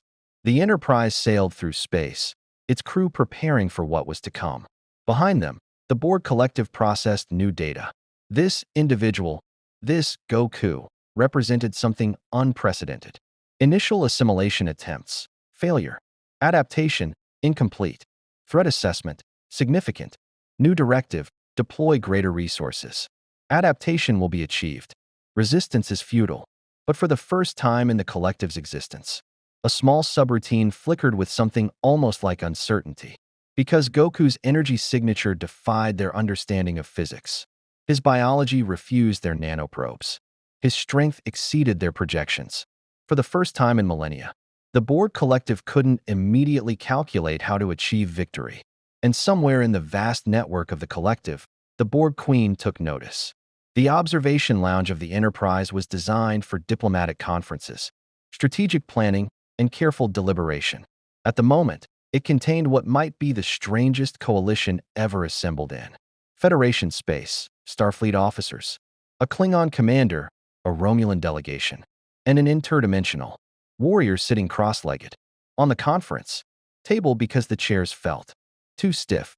Captain Picard stood at the head of the table, projecting the calm authority that had carried him through countless impossible situations. Commander Morag occupied one side, his posture radiating barely contained aggression. Across from him, Commander Tomalak sat with Romulan precision, his expression revealing nothing, and Goku munched on replicated food, listening intently while occasionally asking questions that ranged from insightful to bewildering. "So let me get this straight," Goku said around a mouthful of something approximating a sandwich. "These Borg people used to be regular people, but then they got turned into robots that all think the same thoughts and follow orders from one big consciousness." That is essentially correct. Data confirmed from his position at the tactical display. The Borg collective operates as a hive mind. Individual thoughts are suppressed in favor of collective efficiency. They view this as achieving perfection. That's horrible. Goku's expression showed genuine distress. Back home, there was this wizard named Babidi who could control people's minds and make them fight for him. And Majin Buu absorbed people, taking their power and erasing who they were. This sounds just as bad, maybe worse, because at least Buu could be beaten. The Borg have been beaten, Worf interjected, but never permanently. They adapt to every tactic, every weapon. What works once will fail the second time. Morag leaned forward, his warrior's interest peaked. This scion defeated their drones easily. Why not simply destroy their cube? Surely his power is sufficient. Because there's not just one cube, Riker explained, bringing up a star map showing Borg space. The collective spans thousands of star systems. Destroying one cube accomplishes nothing. They'll just send more. What we need is a way to stop them permanently, and we've never found one. Tomalak's fingers steepled thoughtfully. The Romulan Star Empire has encountered the Borg on 17 occasions. Each time, we've lost ships and colonies. Even our most advanced weapons prove ineffective after initial engagement. This individual, he nodded toward Goku, represents the first entity we've observed that the Borg cannot immediately adapt to. That makes him strategically invaluable. I'm not a weapon, Goku said firmly, setting down his food. And I'm not going to jest. Blow up their ships if there are people inside who might be saved. The assimilated cannot be saved, Tomalak stated flatly. The Romulans learned this painful truth decades ago. Sentiment is a luxury when facing the Borg. Maybe your doctors can't save them, Goku countered, his tone taking on an edge. But in my universe, we have senza beans that can heal almost anything. We have dragon balls that can grant wishes, including bringing people back from the dead. We have technology and magic that might seem impossible to you. Just because you haven't found a way doesn't mean there isn't one. Picard observed Goku's reaction with growing respect. Despite his power, despite his warrior nature, the man's first instinct was still to save lives rather than take them. It reminded Picard of the ideals the Federation was founded on, ideals that sometimes felt impossible to maintain in the face of threats like the Borg. Mr. Goku raises an interesting point, Picard said. His presence here represents not just military power, but a completely different approach to physics and biology. Dr. Crusher, you've been analyzing the samples of Mr. Goku's energy. Have you found anything that might help us understand Borg assimilation? Dr. Crusher entered the lounge, pad in hand, her expression a mixture of fascination and frustration. Captain, I've been studying the readings from Goku's encounters with the Borg drones. His cellular structure is unlike anything in our database. The key generates appears to create a bioelectric field that the Borg nanoprobes simply cannot penetrate. It's as if his entire body exists partially in a different quantum state. Like phasing? Geordi asked from his position near the engineering displays. Not exactly. Phasing shifts you out of normal space-time. Goku's key seems to reinforce his connection to his own quantum reality while simultaneously rejecting foreign quantum signatures. The Borg nanoprobes are designed to integrate with any biological system in our universe, but Goku's biology isn't entirely from our universe. Data's positronic brain processed this information. Doctor, are you suggesting that Mr. Goku's immunity to Borg assimilation stems from his extra-dimensional origin? That's exactly what I'm suggesting. And if we could understand how his bioelectric field maintains quantum coherence across dimensional barriers, we might be able to develop a defense against Borg nanoprobes. The room fell silent as the implications sank in. Goku looked around at their stunned expressions, confused. Is that good? Mr. Goku, Picard said carefully. If Dr. Crusher's hypothesis is correct, studying your unique biology might provide the key to stopping Borg assimilation. Not just resisting it, but actually preventing it. You could save billions of lives across the galaxy. Goku's eyes widened. Really? Just by letting you study how my key works? It's not that simple, Dr. Crusher cautioned. We'd need extensive scans, samples of your cellular structure, detailed analysis of your energy manipulation techniques. And even then, replicating an extra-dimensional energy field in beings native to this universe might prove impossible. But it's worth trying, right? Goku stood up from the table, his enthusiasm returning. If there's even a chance we can help all those people the Borg took, we should do everything we can. Morag slammed his fist on the table approvingly. Spoken like a true warrior.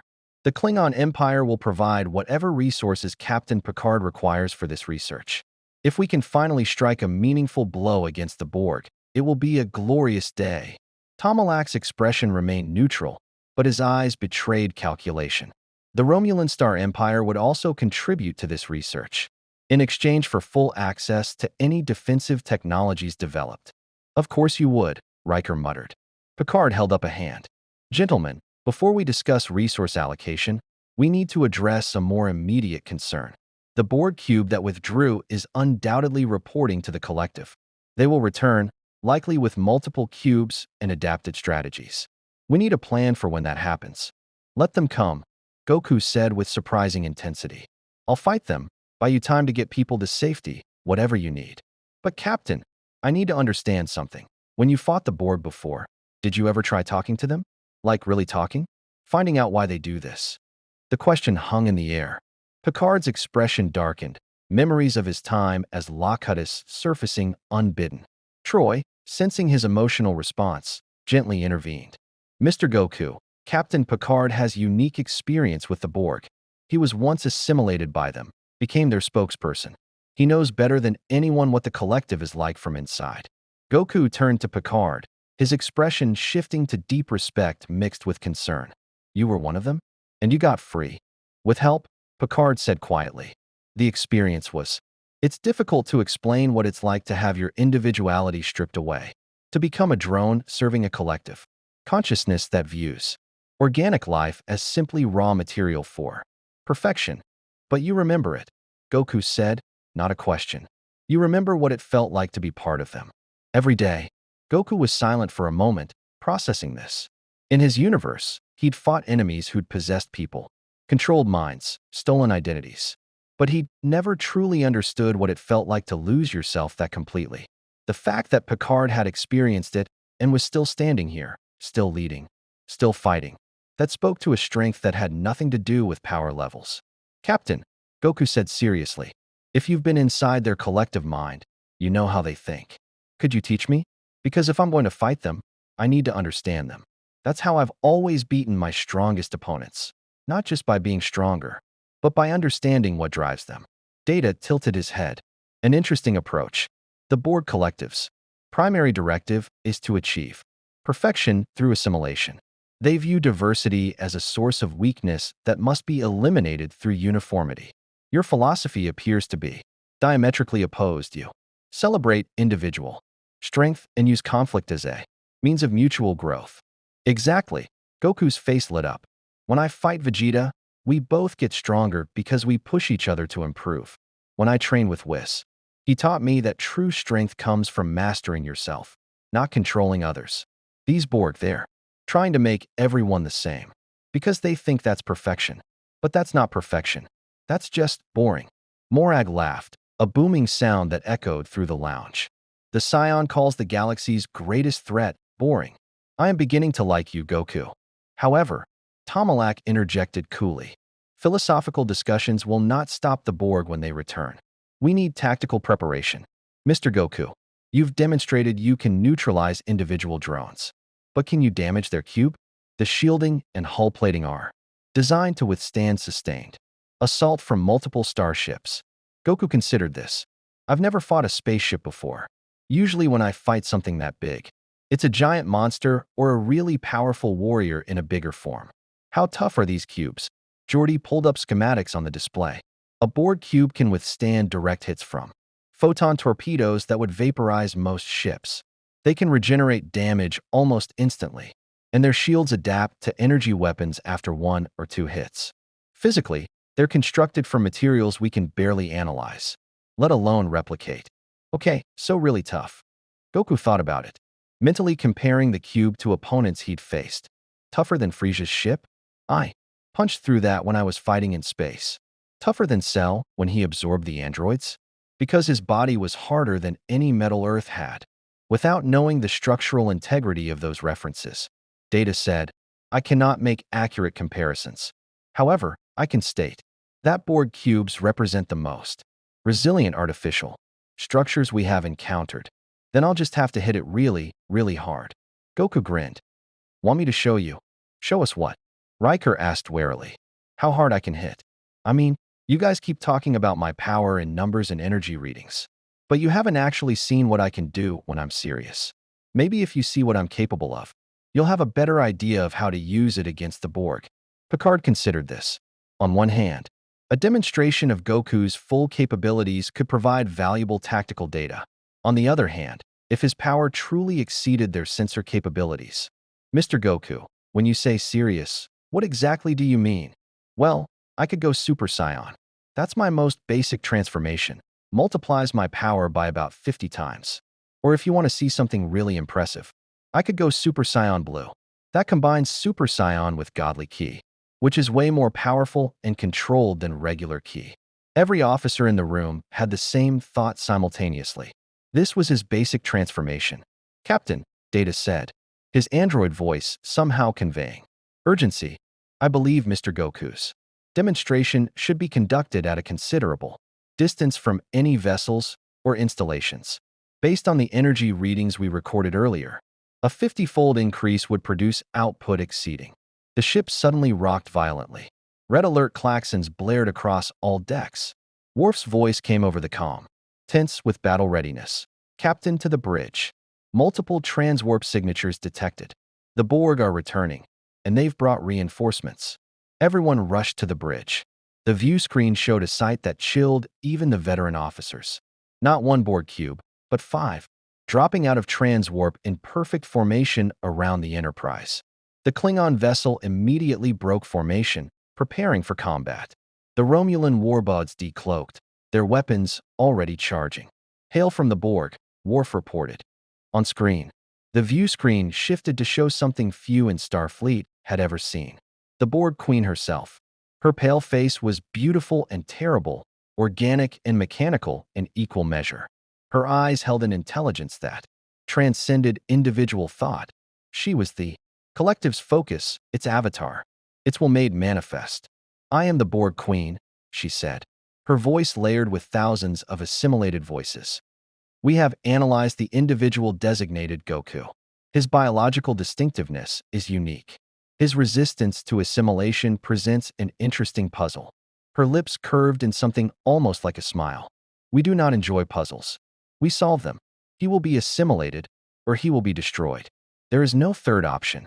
Goku stepped forward, standing in the view screen's pickup range.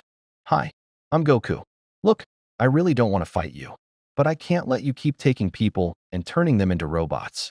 So here's my offer. Leave these people alone. Go back to wherever you came from, and we'll call it even. If not. The Queen's expression showed genuine curiosity. Goku's demeanor shifted. The friendly, curious warrior faded, replaced by something harder. The scion who'd faced gods and demons, who'd died protecting Earth and returned stronger, who'd never met a challenge he wouldn't face head-on. If not, I'll stop you. All of you. However many cubes you send. Whatever adaptations you make. I'll keep fighting until you leave these people alone. That's a promise. The Borg Queen studied him through the view screen, her collective consciousness processing trillions of data points. This individual had defeated their drones effortlessly. His energy signature defied their physics. His biology rejected their nanoprobes. His power exceeded their projections. And yet, he was offering them a choice. Warning them. Giving them an opportunity to retreat. It was inefficient. Illogical. The action of someone who valued mercy over tactical advantage. It was weakness. Your promise is irrelevant, the Queen stated. Resistance is futile. You will be assimilated. 5 Borg cubes opened fire simultaneously. Goku's eyes flashed. Okay, but I warned you. He placed 2 fingers to his forehead, locked onto the nearest cube's interior, and vanished in a shimmer of displaced air. On the bridge of the Enterprise, Captain Picard watched the sensors as chaos erupted across the Borg fleet. Explosions rippled through the nearest cube from within. Energy readings spiked to levels that made their instruments scream warnings. And through it all, a single life. Sign, Goku's, moved through the cube's interior, like a meteor through tissue paper. Incredible, Data breathed, his android voice filled with something remarkably close to awe. He is destroying the cube from inside. The Borg cannot adapt to physical force delivered with such precision and power. Their regeneration systems cannot keep pace with the damage. The nearest cube began listing to one side, its perfect geometric form marred by gaping holes. Then Goku emerged from the wreckage in a burst of golden energy, his hair standing on end, his aura visible even to normal sight, crackling. Lightning of gold and white surrounding his transformed body. He had gone Super Saiyan, and the real battle was about to begin. Space itself seemed to recoil from the energy pouring off Goku's transformed body. His hair, now golden and standing upright in defiance of physics, crackled with electricity that arced between strands. His eyes, shifted to teal, held a focus that was simultaneously serene and terrifying. The orange GI rippled in an energy field that shouldn't exist in vacuum, yet did. On the Enterprise bridge, every sensor designed to measure energy output redlined simultaneously. Geordi's visor automatically dimmed to prevent overload. Data's positronic brain devoted significant processing power simply to cataloging the readings flooding his systems. Captain, Data reported, his voice remarkably steady given the circumstances. Mr. Goku's energy output has increased by a factor of approximately 47.3. This is consistent with his description of Super Saiyan transformation. Current power levels exceed our warp core's maximum output by several orders of magnitude. Several orders of magnitude? Riker repeated faintly. Data, he's one person. Yes, Commander. He is also currently generating enough energy to power a starbase for 3 months, while moving at speeds our sensors can barely track. In vacuum, without life support. Picard watched the view screen, torn between tactical concern and scientific fascination. Goku hung in space like a golden star, facing down 4 remaining Borg cubes, each one carrying thousands of drones, each one capable of assimilating entire civilizations. The destroyed cube behind him tumbled slowly, leaking atmosphere and debris, its regeneration systems unable to cope with the systematic destruction Goku had inflicted from within. The Borg Queen's face reappeared on the view screen, her expression no longer curious but calculating. Adaptation in progress. This energy signature will be neutralized. All drones, reconfigure for enhanced physical resistance. Deploy graviton beams. Initiate multi-spectrum shield harmonics. For cubes moved in perfect synchronization, surrounding Goku in a tetrahedral formation.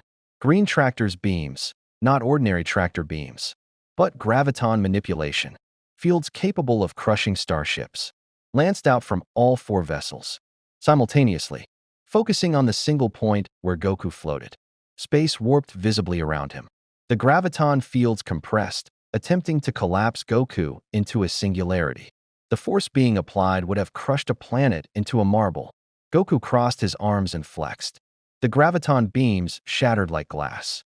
Energy backlash rippled across the cube's emitter arrays, causing cascading failures along their hull surfaces. Goku's aura expanded outward in a spherical wave, and where it touched the beams, they simply ceased to exist, not absorbed or redirected, but negated by an energy that operated on principles the Borgs assimilated. Knowledge couldn't categorize. Okay. Goku's voice came through on the open channel, somehow audible despite the vacuum. Whether he was using his key to project sound or the Enterprise was picking up vibrations through subspace, no one was certain. I gave you a chance to leave. You didn't take it. So here's what's going to happen. I'm going to disable your ships without killing anyone inside. Then Captain Picard and his people are going to help me figure out how to free all those people you've assimilated. Sound good? The Borg Queen's response was immediate. You cannot free them. They are Borg. They are perfection. You are chaos. Yeah, probably. Goku grinned. That fierce scion smile that Vegeta would have recognized. Instantly, the expression of a warrior who'd found an opponent worth his attention. But chaos is way more fun than boring perfection. He vanished. Not instant transmission, just pure speed. Goku appeared beside the nearest cube and pressed both palms against its hull. Golden energy flooded into the structure. Not explosive, but invasive, spreading through circuits and systems like wildfire through dry grass. The cube's lights flickered, died, and reignited in chaotic patterns. Inside, thousands of drones suddenly stopped mid-action, as their connection to the collective was disrupted by an energy their implants couldn't process. Electromagnetic pulse? Geordi guessed, watching the readings. Negative, Data replied. Mr. Goku is somehow using his key to disrupt the Borg's neural network. He is not destroying the systems, he is overwhelming them with energy that their technology cannot interpret or utilize. It is elegant and deeply confusing. The affected cube went dark, drifting powerlessly.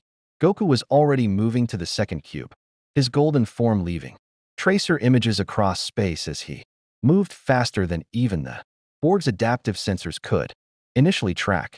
The third and fourth cubes adapted with terrifying speed. Their weapons shifted, reconfiguring based on the collective's analysis. They fired not at Goku directly, but at the space he would occupy based on projected movement vectors. Cutting beams, plasma charges, and disruption waves filled the void in a pattern designed to be unavoidable. Goku dodged through the barrage like water flowing around stones. His body twisted, spun, and accelerated through gaps that shouldn't exist. His movements a three-dimensional dance that demonstrated combat instincts honed through decades of fighting opponents who could destroy planets. Every time a weapon fired where he would be, he simply wasn't there anymore. He's predicting their firing patterns. Worf observed with warrior's appreciation, not just reacting, anticipating. More than that, Troy added, her empathic senses struggling to process what she was feeling from Goku, even at this distance. He's enjoying it, not the violence, but the challenge. It's like he's sparring with them. One of the cubes launched a spread of gravimetric torpedoes, weapons, that created localized singularities on impact, capable of tearing through any known shielding. Goku stopped dodging and simply caught them, one in each hand, two more pinned under his arms. The singularities formed should have torn him apart, and instead, compressed against his key field and fizzled out harmlessly. That's new, Goku commented, examining the deactivated torpedoes with genuine interest before casually tossing them aside. You guys have some really creative weapons, but if you're trying to hurt me, you need to understand something about psions. We get stronger the more we fight. Every attack you throw at me just helps me adapt. The board queen's image flickered onto every view screen. The Enterprise, the Bordas, even the Romulan warboats. Her expression had shifted from calculation to something almost like frustration, though her voice remained emotionless. You adapt. We adapt. This conflict serves no purpose. Your resistance is prolonging an inevitable outcome. You cannot maintain this energy output indefinitely. Your biological system will fail. You will be assimilated or destroyed. Goku paused, floating in space, his golden aura pulsing steadily.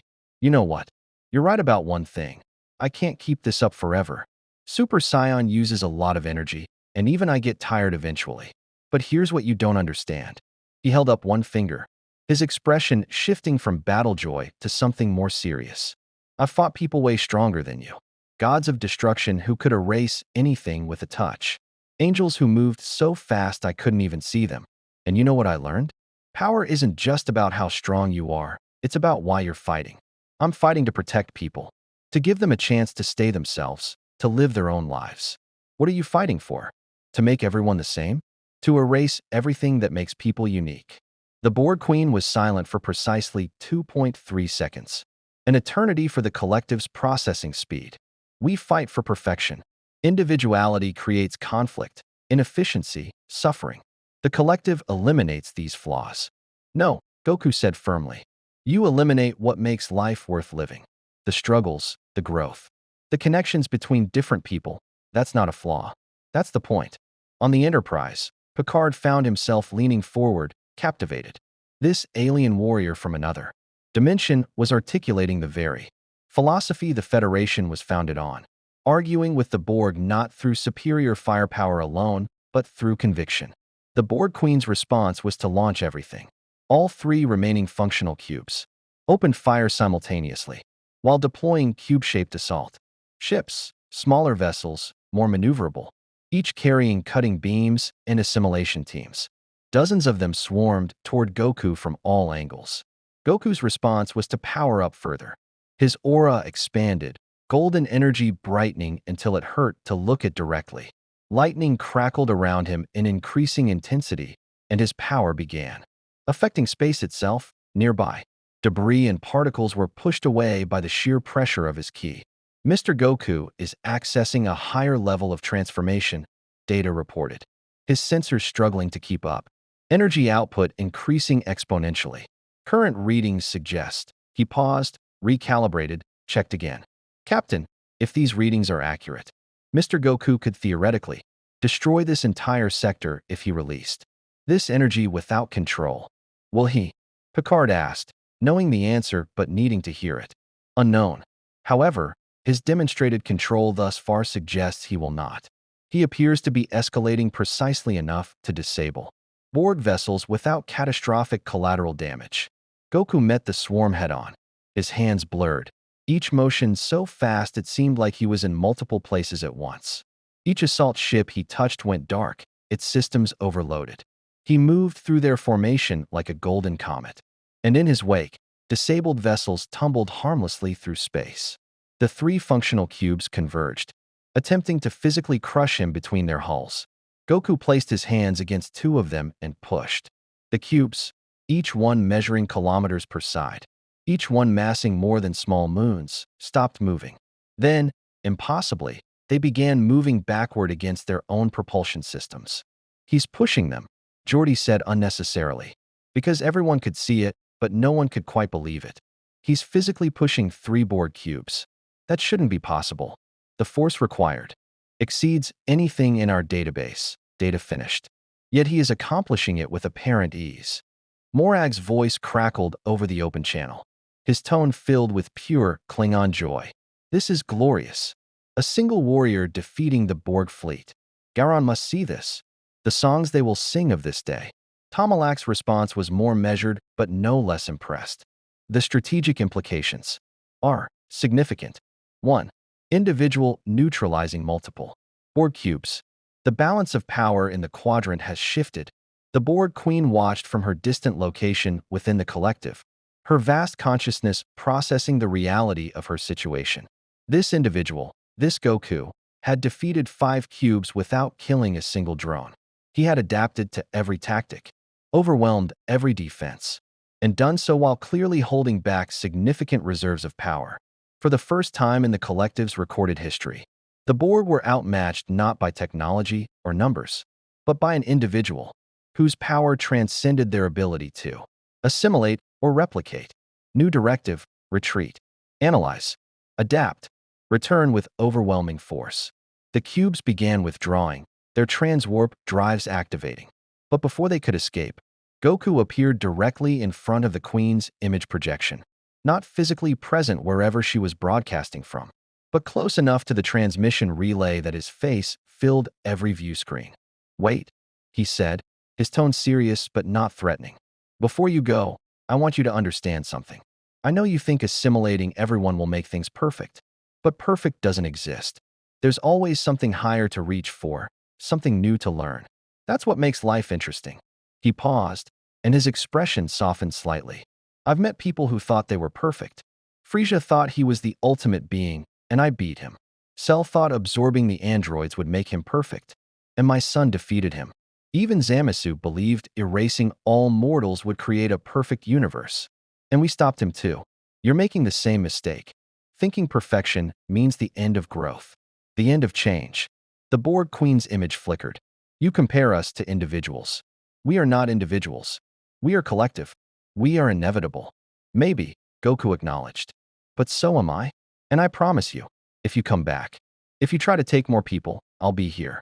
I'll keep fighting you until you understand that forcing everyone to be the same isn't perfection. It's just lonely." The cubes vanished into transwarp, leaving only debris and disabled assault ships floating in their wake. Goku hung in space for a moment longer, his Super Saiyan aura gradually fading as he powered down. His hair returned to black, his eyes to their normal color, and he looked suddenly tired, not physically exhausted, but emotionally weary. He placed 2 fingers to his forehead and teleported back to the Enterprise bridge, materializing in a crouch before standing and stretching. Every officer on the bridge was staring at him. "Sorry about that," Goku said sheepishly. "I tried to disable their ships without breaking them too badly. Did I do okay?" Picard stood slowly, walked over to Goku, and extended his hand. "Mr. Goku, you just accomplished what Starfleet, the Klingon Empire, and the Romulan Star Empire have been unable to achieve for decades. You defeated a Borg fleet without losing a single life, theirs or ours. I would say you did considerably better than okay." Goku shook his hand, grinning. "Thanks. Though I'm not sure I actually won. That Queen person, she's really smart. She'll figure out some new tactic and come back stronger. That's what good fighters do. You're right, Worf agreed grimly. The Borg will return. And next time, they will be prepared for you. Good. Goku's enthusiasm returned. That means I need to train harder, get stronger, figure out new techniques. It's been a while since I had an opponent who could really make me work for it. Well, except Broly, but he's more about raw power than strategy.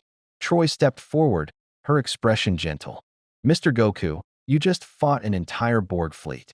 Most people would be terrified or traumatized. But you're excited. Well, yeah. Goku looked genuinely confused by the question. Fighting strong opponents is how I grow. Every battle teaches me something new. Those Borg, they're really good at adapting and working together. If I can figure out how to match that, how to stay one step ahead of their adaptation, I'll become even stronger. Data tilted his head. A fascinating perspective. You view combat not as a means to an end, but as an end unto itself. A form of growth and self-discovery. Exactly. Goku pointed at Data enthusiastically. You get it. Master Roshi taught me that. Martial arts isn't just about fighting, it's about understanding yourself, pushing your limits, and respecting your opponents even when you're trying to beat them. Picard considered the warrior before him. Goku had just demonstrated power that could reshape the strategic balance of the entire quadrant. He'd fought the Borg to a standstill and done so while trying to preserve lives rather than take them. And now he stood on the bridge, looking less like a cosmic-level threat and more like an eager student discussing a training exercise. Mr. Goku, Picard said carefully, your presence here has already changed everything. The Borg will be back, but so will questions from Starfleet, the Klingon High Council, and the Romulan Senate. Everyone will want to know about you, study you, and potentially use you for their own ends. How do you feel about that? Goku's expression grew thoughtful. In my universe, people tried to use me as a weapon too. The Red Ribbon Army, when I was a kid. Some of the gods saw me as just a tool for the tournament of power. But I'm not a weapon. I'm just a guy who loves fighting and wants to protect people. If helping you guys fight the Borg means I can protect people and have good fights, then I'm happy to help. But I'm not going to hurt innocent people or follow orders I don't agree with. I wouldn't ask you to, Picard assured him.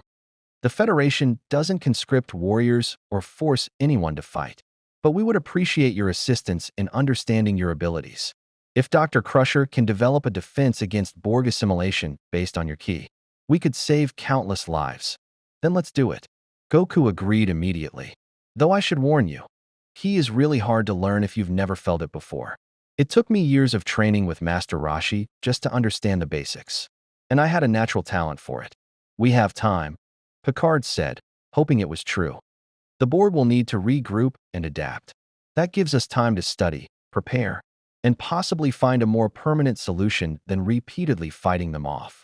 An incoming transmission interrupted their discussion. Commander Morag's face appeared on the view screen, his expression radiating fierce approval. Captain Picard, the House of Morag declares this day one of greatest honor. Your warrior Goku has proven himself worthy of Klingon respect. We request permission to compose a battle song commemorating his victory over the Borg Collective. Before Picard could respond, Tomalak's transmission cut in, the Romulan commander's tone precisely calculated. The Romulan Star Empire acknowledges this individual's combat effectiveness. We propose a formal alliance to study and counter future Borg incursions. The Empire will provide resources in exchange for. Gentlemen, Picard interrupted. Diplomatically, perhaps we should reconvene, after all parties have had time to file proper reports with their respective governments. Mr. Goku has had a very long day, and I suspect he could use some rest. Rest? Goku looked surprised. I'm not tired. Fighting actually gets me energized, though I am pretty hungry. Do you think your replicator could make something more filling? I've been eating nonstop, but it's not quite satisfying my appetite. Riker smiled despite the tension. Mr. Goku, I think we can arrange something, though you might want to warn the replicator crew that a Scion appetite is about to test our resources. As the bridge crew began coordinating with the Klingon and Romulan vessels, as reports were filed and strategic assessments updated, as the entire Alpha Quadrant began processing the implications of what had just occurred, Goku stood at the view screen looking out at the stars. They were different from his home stars. Different constellations, different energies, different everything. But they were still beautiful. And somewhere out there, beyond dimensions and realities, his family was waiting for him. He'd find his way back. He always did. But in the meantime, if he could help these people fight the Borg, protect them from an enemy that stole their very selves, well, that seemed like a pretty good way to spend his time. Plus, the Borg Queen had promised they'd be back with better tactics. That meant a rematch. And Goku never turned down a good rematch. He smiled, placed one hand against the view screen, and whispered a promise to the stars. Hang on, everyone. I'll find my way home. But first, I've got some people to protect, and some Borg to convince that perfection isn't worth losing yourself. Behind him, the Enterprise sailed through space, carrying an interdimensional warrior who'd just changed the course of their universe's history. And in the vast network of the Borg collective, the Queen began planning. This Goku had defeated her with power and philosophy. Next time, she would be ready. Next time, she would show him that resistance truly was futile. But what the Borg Queen didn't understand, what she couldn't understand, because the collective had never encountered it before, was that Goku had never met a challenge he didn't eventually overcome. And he was just getting started. 3 days after the Borg engagement, the USS Enterprise had become something between a diplomatic vessel, a research station, and an impromptu martial arts dojo. The cargo bay that once held deactivated Borg drones now served as Goku's training area, reinforced with every structural integrity field Geordi could generate. Even with those precautions, Goku had already accidentally punched through 2 bulkheads during warm-up exercises. Dr. Crusher's medical bay had been converted into a laboratory dedicated to understanding key data. Spent 16 hours daily analyzing Goku's energy patterns. Geordi's engineering teams worked around the clock trying to develop sensors that could accurately measure extra-dimensional energy. And Captain Picard found himself mediating between Starfleet Command, which wanted Goku brought to Earth immediately, and various political factions who saw him as either savior or existential threat. In the cargo bay, Goku floated cross-legged 3 feet off the ground, eyes closed in meditation. His ki pulsed steadily around him, not the explosive golden energy of Super Saiyan, but the calm, controlled aura of his base form. Watching him were an unlikely audience. Data, attempting to understand the biological mechanisms. Worf, analyzing the warrior discipline. And Counselor Troy, trying to comprehend the emotional state that enabled such power. Your heart rate is elevated but steady, Dr. Crusher noted from her medical tricorder. Brain activity shows unusual patterns, almost like you're accessing multiple neural pathways simultaneously. But your body temperature is actually decreasing despite the energy output. That shouldn't be possible. He isn't just physical, Goku explained without opening his eyes. Master Roshi taught me that it comes from the balance of body, mind, and spirit. If any one part is out of sync, your ki becomes unstable. That's why meditation is so important. It helps center everything. Data scanned with his tricorder. Its readings more detailed than standard medical equipment. Fascinating. Your cellular structure is generating energy through a process that appears to violate thermodynamics. You are creating energy from. I cannot determine the source. It simply appears within your cells and circulates through pathways that do not correspond to any known biological system. That's because key pathways aren't really biological, Goku said, finally opening his eyes and settling back to the ground. They're more like channels through which life energy flows. Everyone has them, but most people never learn to feel or control them. In my universe, it took humans centuries to develop techniques to sense and manipulate ki. Aliens like me who are naturally stronger have an easier time with it. Worf stepped forward, his warrior's interest overriding his usual reserve. You speak of discipline and training. In Klingon culture, we believe strength comes from conquering one's weaknesses through combat. Is your philosophy similar? Sort of, Goku considered. Fighting definitely makes you stronger. Every battle teaches you something, pushes you past limits you didn't know you had. But it's not just about conquering weakness. It's about understanding yourself well enough to keep growing. My teacher once told me that my biggest weakness was that I'm too relaxed. I let my guard down, assume my opponents are weaker than they are, Don't take threats seriously until it's almost too late. That sounds like a significant tactical vulnerability, Data observed. Goku grinned sheepishly. Yeah, Vegeta tells me that all the time. Usually right before we get into trouble, because I didn't sense an ambush or underestimated an enemy. But Whis also said that same relaxed attitude is what lets me access Ultra Instinct, a state where my body moves and reacts without conscious thought. So my weakness is also kind of my strength. Troy leaned forward, her empathic senses focused.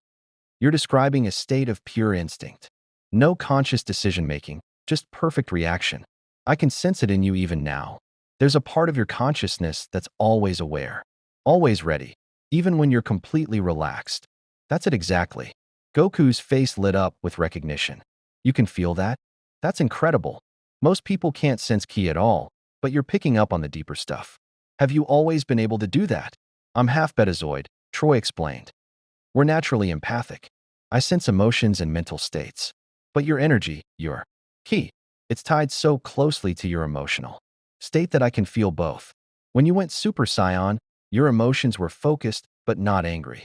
More like determined joy. Yeah, Super Saiyan used to require anger to access. But I've been using it so long now that I can transform just by focusing my energy. It's way more efficient than getting mad every time. He demonstrated, his hair flickering gold for just an instant before returning to black. See, no anger needed, just intent and control. The doors to the cargo bay opened, admitting Captain Picard with Commander Riker and a woman neither Goku nor the others had met. She wore a Starfleet admiral's uniform, her bearing suggesting decades of command experience. Her expression was carefully neutral, but her eyes assessed Goku with the intensity of someone evaluating a strategic asset. Mr. Goku, Picard said formally, this is Admiral Nechayev. She's here representing Starfleet Command. Goku hopped down from his floating position and bowed slightly, a gesture of respect. Master Roshi had taught him for meeting important people. Nice to meet you, Admiral. Nechayev studied him for a long moment. Mr. Goku, I've read the reports. Multiple reports, actually. From Captain Picard, Commander Morag, and even through carefully worded diplomatic channels from the Romulans. They all agree on one thing. You single-handedly defeated 5 Borg cubes and drove off the most dangerous threat the Alpha Quadrant has ever faced. I wouldn't say defeated, Goku corrected. I disabled their ships and made them retreat. But that Borg Queen is smart. She'll adapt and come back stronger. That's what good fighters do. Which is precisely what concerns me. Nechayev's tone remained neutral, but Picard recognized the undertone. This was going to be a difficult conversation. Mr. Goku, Starfleet needs to understand exactly what you are and what you're capable of. Not just for strategic planning against the Borg, but for the security of the Federation itself. Goku's expression shifted slightly, not hostile, but wary. What do you mean? I mean that you possess power that exceeds our entire fleet. You can bypass our shields, teleport through our security, and, according to these reports, could theoretically destroy entire sectors if you chose to. You're an unknown entity from another dimension with capabilities we can't measure, predict, or control. Surely you can understand why that makes Starfleet nervous. The cargo bay went silent. Data's positronic brain processed the political implications faster than the others, but everyone present understood what was happening. The Federation, built on principles of diplomacy and cooperation, was confronting something unprecedented, an individual whose power made their military might irrelevant. Admiral, Picard interjected carefully. Mr. Goku has given us no reason to doubt his intentions. He's cooperated fully with our research, helped us against the Borg, and explicitly stated he has no interest in conquest or control. I understand that, Captain, but intentions can change. Power corrupts. And absolute power. She looked directly at Goku. Corrupts absolutely. That's not a judgment on your character, Mr. Goku. It's a historical reality we've observed countless times. Goku was quiet for a moment, his expression thoughtful. When he spoke, his voice carried a weight that made everyone in the room pay attention. You're right to be worried. Back in my universe, I've seen what happens when people with power lose control. Vegeta, my rival, he used to be a villain who destroyed planets for fun. Frieza built an empire on fear and genocide. Even some of the gods have gotten drunk on their power and done terrible things. And me? He paused, meeting Nechayev's eyes directly. I've made mistakes too. I've let enemies live when I should have stopped them, and people died because of it. I've put entire universes at risk because I wanted good fights. He took a breath, continuing before anyone could respond. But I've also learned something important. Power isn't the problem. How you use it is. I've got friends who are just as strong as me. Vegeta, Gohan, even Beerus the god of destruction, and they don't go around destroying things randomly. We keep each other in check. We train together, fight together, and make sure none of us crosses lines we shouldn't cross. And if you did cross that line, Nechayev pressed. If you decided the Federation's way wasn't efficient enough, that you could impose a better order through force? Who could stop you? You could, Goku said simply. Maybe not with weapons or technology, but with the same thing that stopped me from making worse mistakes back home, by showing me I was wrong, by being my friend and calling me out when I'm being an idiot, by giving me a reason to be better. He looked around at the assembled officers, at Picard, who'd been assimilated and freed, at Data, an android learning to understand humanity, at Worf, a Klingon raised by humans, at Troy, a bridge between species through empathy. You guys built something really special here. A place where different species work together, where you try to solve problems without fighting, where you explore and learn instead of conquering. That's way more impressive than any power level. And I'd never want to break something that beautiful. That would make me just like Frisia or Cell, strong but empty. Nechayev's expression softened slightly, though her strategic assessment never wavered. Those are fine sentiments, Mr. Goku. But sentiments aren't guarantees. Starfleet Command wants you to come to Earth, submit to comprehensive analysis, and work within Starfleet structure as a tactical asset against the Borg. No. The word was quiet but absolute. Goku's tone remained friendly, but something in his posture shifted, not threatening, just immovable, like a mountain that couldn't be pushed. I'm not a weapon or a tactical asset. I'm a person, and I don't take orders from people I don't trust. He looked at Picard. I trust Captain Picard because he's been honest with me, treated me like a person instead of a tool. I'll help fight the Borg because they hurt people and take away their freedom. But I'm not going to become some kind of secret weapon that Starfleet controls. That's not who I am. Nechayev's jaw tightened. Mr. Goku, you're in Federation space. While we don't have jurisdiction over someone from another dimension, surely you understand that refusing to cooperate with legitimate authority. Admiral. Picard's voice cut through with unexpected force. Mr. Goku has committed no crime. He's aided us voluntarily. And frankly, even if Starfleet wanted to compel his cooperation, we lack the capability. Threatening or attempting to coerce him would be both morally wrong and tactically foolish. Riker stepped forward, supporting his captain. With respect, Admiral. Mr. Goku has saved this ship and crew multiple times in just 3 days. He's worked tirelessly with our research teams and demonstrated more restraint than most Federation officers would show given his power. The problem isn't his lack of cooperation. It's Starfleet's inability to accept someone who exists outside our command structure. Nechayev looked between the officers, recognizing she'd lost this particular battle.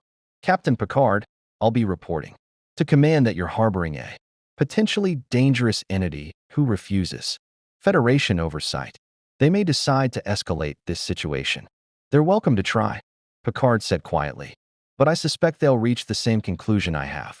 Mr. Goku is not an asset to be controlled, but an ally to be respected. And allies are earned, not commanded. The tension in the cargo bay was palpable. Then Goku, with perfect timing honed from years of defusing arguments between Vegeta and literally everyone else, spoke up cheerfully. Hey, how about this? I'll stay on the Enterprise and keep helping with the Borg stuff. Training your people who want to learn about Ki, and protecting you guys if danger shows up. In exchange, you help me figure out how to get home to my universe. Deal. Nechayev considered this. It wasn't the comprehensive control Starfleet wanted, but it was a framework that acknowledged Goku's autonomy while keeping him where they could monitor the situation. And perhaps more importantly, it meant he'd be fighting for them rather than potentially against them if things escalated. I'll present that arrangement to command, she said finally. Captain Picard will remain your point of contact.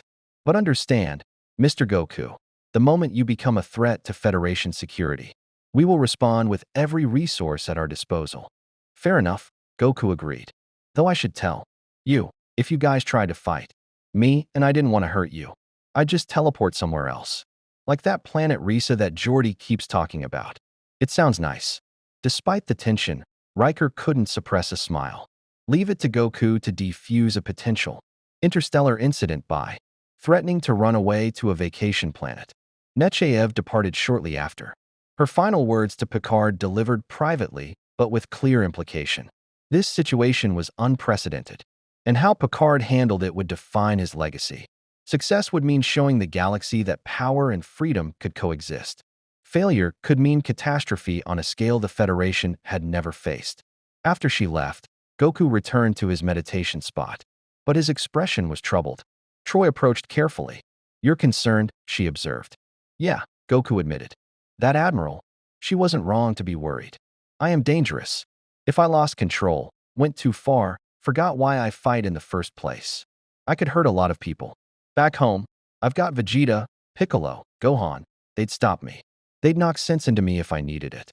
But here," he gestured around, "nobody here is strong enough to fight me if I went wrong. That means I have to be extra careful." "You're not alone," Picard said, joining them. "You may be the most powerful individual in this quadrant, Mr. Goku, but that doesn't mean you're beyond accountability. If you started down a dark path, we might not be able to stop you physically, but we could reach you other ways, through reason, through reminding you of who you are." "Like you did with the Borg Queen?" Goku asked, trying to talk instead of just fighting. "Exactly. The Federation's strength has never been in weapons. It's in our values, our ability to find common ground even with enemies. You demonstrated that same principle when you tried to reason with the Borg before fighting them." Goku stood, his usual smile returning. "Thanks, Captain. I'm glad I ended up on your ship instead of somewhere else. You guys really do remind me of home, not the fighting part, but the caring about people part." "Speaking of home," Data interjected, "Dr. Crusher and I have been analyzing the energy signature from your arrival. We believe we may have identified the dimensional frequency your universe operates on. It's distinct from ours by approximately 17.4% across multiple quantum variables." Goku's eyes widened. "Does that mean you can send me back?" "Not yet," Data cautioned. "But it's progress. If we can generate a field that matches your universe's dimensional frequency, you might be able to use your instant transmission to lock onto signatures across the dimensional barrier. The challenge is generating sufficient power. Your arrival caused a distortion measurable across several light years." "How much power are we talking about?" Geordi's voice came through the comm system. "According to Data's calculations, about equivalent to everything you released fighting the Borg cubes, focused into a single dimensional breach, sustained for approximately 7.2 seconds. Goku considered this. "So, I'd need to punch a hole between dimensions while at Super Saiyan Blue power level, hold it open long enough to sense a key signature from my universe, and teleport through before it closes. That is an alarmingly simplistic but technically accurate summary." Data confirmed. "Sounds like a challenge." Goku's enthusiasm returned full force. "When can we try it?" "Not immediately," Picard interjected. "Mr. Goku, we need to consider the implications. Opening a dimensional rift of that magnitude could have unforeseen consequences. We'll need to find an isolated location, far from any inhabited systems or critical infrastructure. Also," Geordi added, "we need to make sure we understand the process.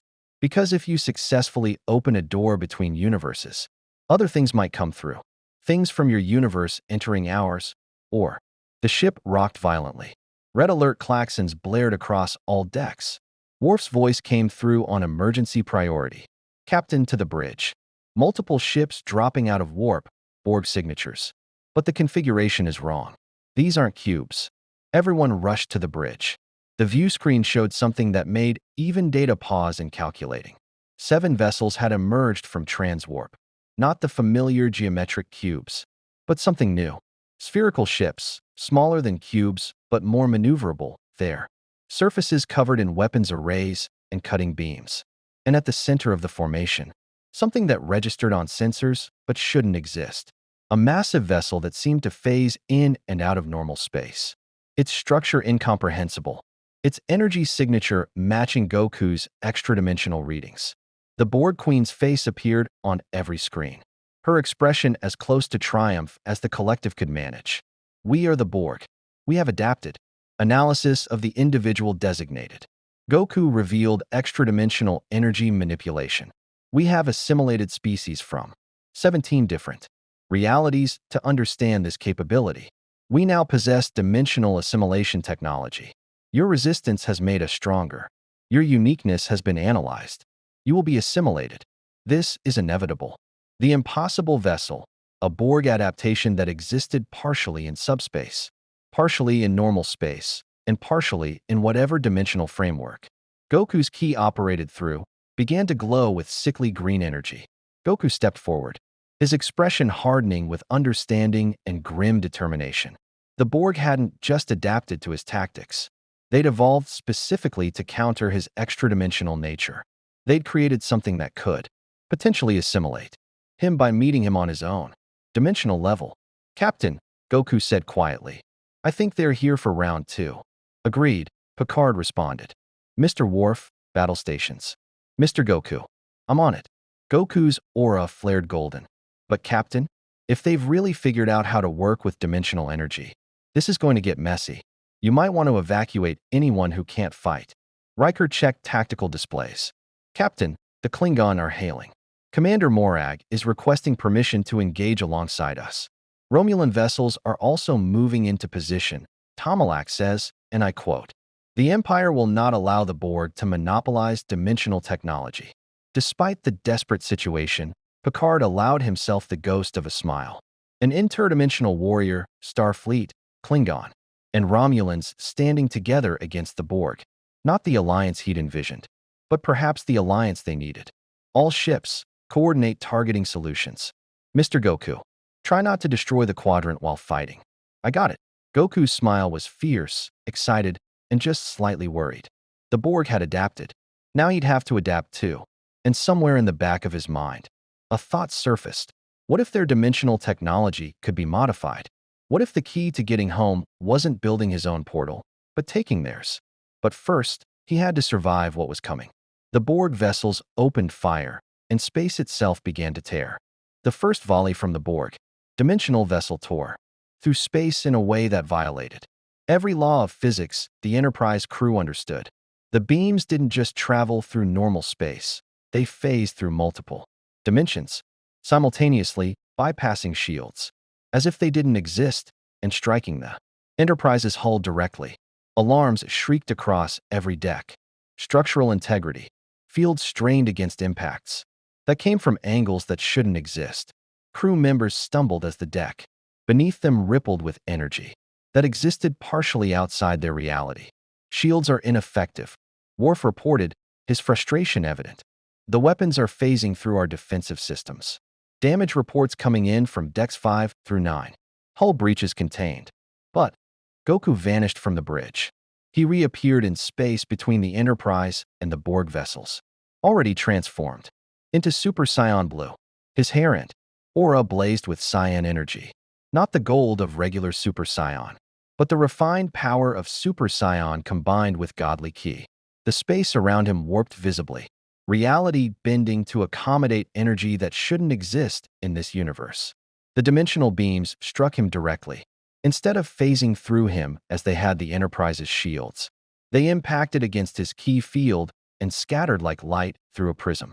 Goku's aura flared brighter, absorbing it, redirecting the dimensional energy through instincts, honed from fighting opponents who could manipulate space and time. He's blocking the weapon's fire, data reported from his station, his sensors struggling to process what they were witnessing. The Borg's dimensional technology is encountering an energy field that exists across multiple quantum states.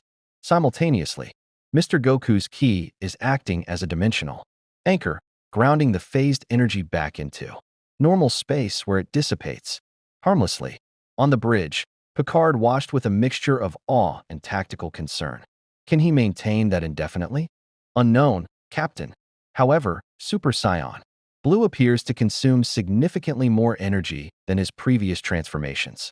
Based on power fluctuation patterns, I estimate he can sustain this level for approximately. They're adapting, Worf interrupted. The Borg spheres are changing formation. They're surrounding him. 7 Borg spheres moved with inhuman precision, creating a perfect geometric cage around Goku. From each sphere, tractor beams lanced out, not ordinary graviton beams, but dimensional locks that attempted to anchor Goku across multiple realities simultaneously, preventing his instant transmission. Goku felt the locks engage, felt dimensional walls slamming into place around him. For the first time since arriving in this universe, his instant transmission was blocked. The Borg had studied his teleportation, analyzed it, and created a counter. Clever, Goku admitted, his voice projected through subspace somehow. You're learning fast. But you've got one problem. He crossed his arms, gathering energy. His cyan aura expanded outward, pressing against the dimensional locks.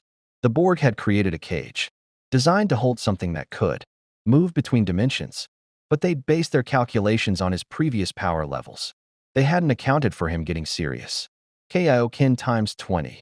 Red energy exploded around his cyan aura, multiplying his already godlike power.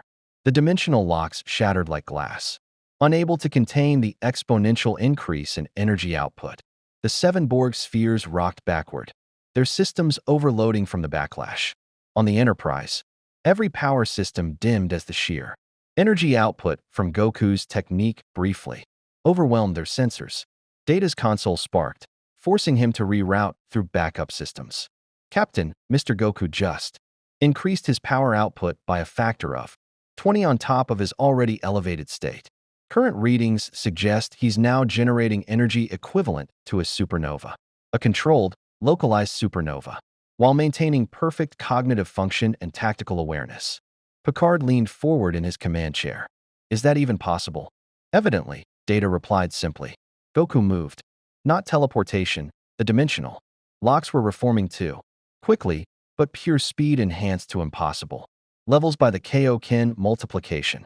He appeared beside the first Borg sphere and struck it with an open palm, channeling ki directly into its systems through physical contact. The sphere went dark instantly. Its dimensional technology overloaded by energy it had no framework to process. Goku was already moving to the second sphere, then the third, his red and cyan aura leaving trails of distorted spacetime in his wake. The Borg Collective processed this new development across light years and milliseconds. Adaptation required. Deploy countermeasures. The massive dimensional vessel at the center of the formation began to shift, its impossible geometry reconfiguring. Sections of its hull phased out of normal space, then back in at different locations. It was reforming itself, adapting its structure in real time based on Goku's energy signature. And then it did something that made even Goku pause. It opened a portal. Not a transwarp conduit or a dimensional breach, but an actual rift in spacetime that led somewhere else. Through the portal, Goku could see another reality, twisted, dark, filled with vessels and structures that looked like corrupted versions of Borg technology merged with something organic and terrifying. They've accessed fluidic space. 7 of 9's voice crackled over the comm. The Enterprise had picked up the former Borg drone months ago, and she'd been in sickbay during Goku's arrival. Species 8472's realm. The Borg are calling for reinforcements from the only species that ever defeated them before assimilating. Dimensional travel. Through the portal emerged ships unlike anything the Federation had encountered. Organic vessels that moved with predatory grace, their hulls pulsing with bioluminescent energy. Species 8472 beings, whose technology was so advanced it appeared as magic, whose biology existed partially outside normal space, whose very presence damaged normal matter. And the Borg had brought them here. Captain Picard. The Borg Queen's voice echoed through every comm channel. Your dimensional warrior is formidable, but you face not just the collective now. We have formed a temporary alliance with Species 8472. They are curious about an entity who exists across dimensions as they do. They wish to study him. Alive, if possible, but dead will suffice. Three species 8472 bioships emerged fully from the portal, their presence causing space itself to ripple with instability. They moved toward Goku with alien intelligence guiding their approach, their weapons charging with energy that made board-cutting beams look primitive. Goku powered down his Kaioken, the red aura fading back to cyan. Not because he was intimidated, but because he recognized something in how these ships moved. Consciousness, awareness, intelligence that went beyond the Borg's collective efficiency. These weren't drones. These were people, in their own way. Hold on, Goku called out, holding up one hand in a universal gesture of pause. Before we fight, can we talk? Your species 8472, right? The ones who fought the Borg before. Why are you working with them now? One of the bioships pulsed with light, and a voice emerged, not through technology, but through some kind of telepathic projection that everyone present could somehow understand. We do not work with the Borg. We use them as they attempt to use us. You are an anomaly, a being who exists outside normal dimensional frameworks, yet operates within them. The Borg believe they can assimilate your distinctiveness. We know better. We seek to understand you before eliminating the threat you represent. Threat? Goku's expression showed genuine confusion. I'm not threatening anyone. I'm just trying to get home to my universe. The only reason I'm fighting is because the Borg keep trying to turn people into robots. You fight the collective. This makes you an ally of circumstance. But your presence destabilizes dimensional barriers. We have detected fluctuations across 17 different quantum realities since your arrival. You are a tear in the fabric of the multiverse, and tears must be sealed. Understanding dawned in Goku's eyes, and with it, concern. They weren't wrong. His key, his very existence in this universe, was causing dimensional instability. Every time he powered up, every time he used significant energy, he was weakening the barriers between realities. Not intentionally, but the effect was real. I didn't know, Goku said honestly. If I'm causing problems just by being here, then yeah, I need to get home as soon as possible. That's what I've been trying to do. But these Borg keep attacking, and I can't just let them hurt people. The species 8472 ships pulsed in what might have been consideration. Their telepathic voice resonated again. A paradox. You cause damage by existing, yet refuse to leave while others are threatened. This is illogical, yet it demonstrates a principle we have observed in weaker species. Sacrifice for collective good. Curious. It's not about logic, Goku replied. It's about doing what's right. If I ran away to save myself while letting the Borg hurt people, I couldn't live with that. My grandpa taught me to always help people in trouble, even if it's dangerous for me. On the Enterprise bridge, Picard was following this exchange with intense focus. Goku was negotiating with species 8472 beings, so alien and powerful that even talking to them was considered impossible. And he was doing it by simply being himself, honest, straightforward, guided by principles that transcended species or dimensions. Captain, Troy said quietly, I'm sensing something from species 8472. It's faint. They exist partially, outside normal space, which makes reading them difficult, but I think Goku's reaching them. They are curious, maybe even respectful. The Borg Queen's image flickered onto the view screen, her expression showing the closest thing to frustration the collective could manifest. Species 8472, this conversation is irrelevant. The individual designated Goku must be assimilated or destroyed. His dimensional distinctiveness. Silence, collective. The telepathic voice of species 8472 cut through with authority. You have attempted to assimilate us. You have invaded our fluidic space. You will not command us. The three bioships rotated, their weapons now targeting the Borg vessels instead of Goku. The Borg Queen's image flickered, her multi-threaded consciousness processing this unexpected betrayal.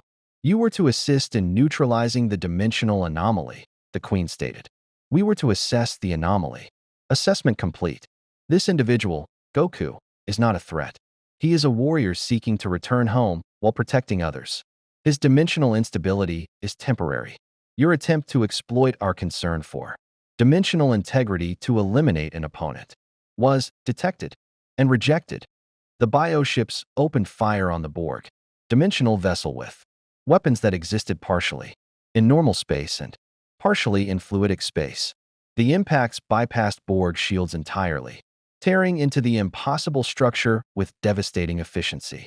Goku watched, torn between relief that Species 8472 wasn't attacking him and concerned that a battle was raging around peaceful vessels like the Enterprise. He made a decision, powering back up to full Super Saiyan Blue and positioning himself between the combatants. Everyone stop. His voice, amplified by key projection, carried across the battlefield, with enough force to make ships rock in their trajectories. Species 8472, I appreciate you believing me. But if you keep fighting here, people will get hurt. Borg, I know you think assimilating everyone is perfection, but it's not. And I'm getting tired of having to beat the same lesson into you. He spread his arms, his cyan aura expanding to envelop the battlefield like a protective shell. Here's what's going to happen. The Enterprise and the other ships are going to leave. Species 8472 is going back to their fluidic space, and the Borg are going to retreat back to wherever they came from. And I'm going to stay right here, making sure nobody attacks anyone else. Clear. You cannot enforce. The Borg Queen began. Goku's power spiked, his aura flaring, so bright it was visible to the naked eye across thousands of kilometers. Wanna bet? Because I've been holding back this whole time. I can go higher than this. A lot higher. And if you make me, I will dismantle every single ship here piece by piece until everyone gets the message that I'm serious about. Protecting innocent people. The threat hung in space, backed by power that every sensor and intelligence present confirmed was absolutely real. The Borg collective calculated odds. Current force insufficient to overcome this individual. Dimensional vessel damaged. Species 8472 hostile. Probability of successful assimilation, 0.0003%. Retreat and adapt remained optimal strategy. We are Borg. We will adapt. This is not defeat, it is tactical withdrawal. You cannot protect everyone, everywhere, always. We are patient. We are inevitable.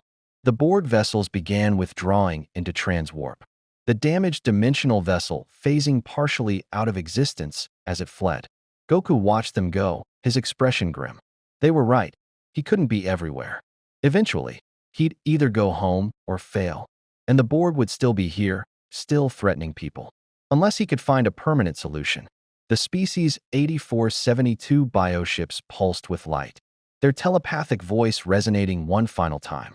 Goku of Science, your dimensional instability will worsen if you remain in this reality.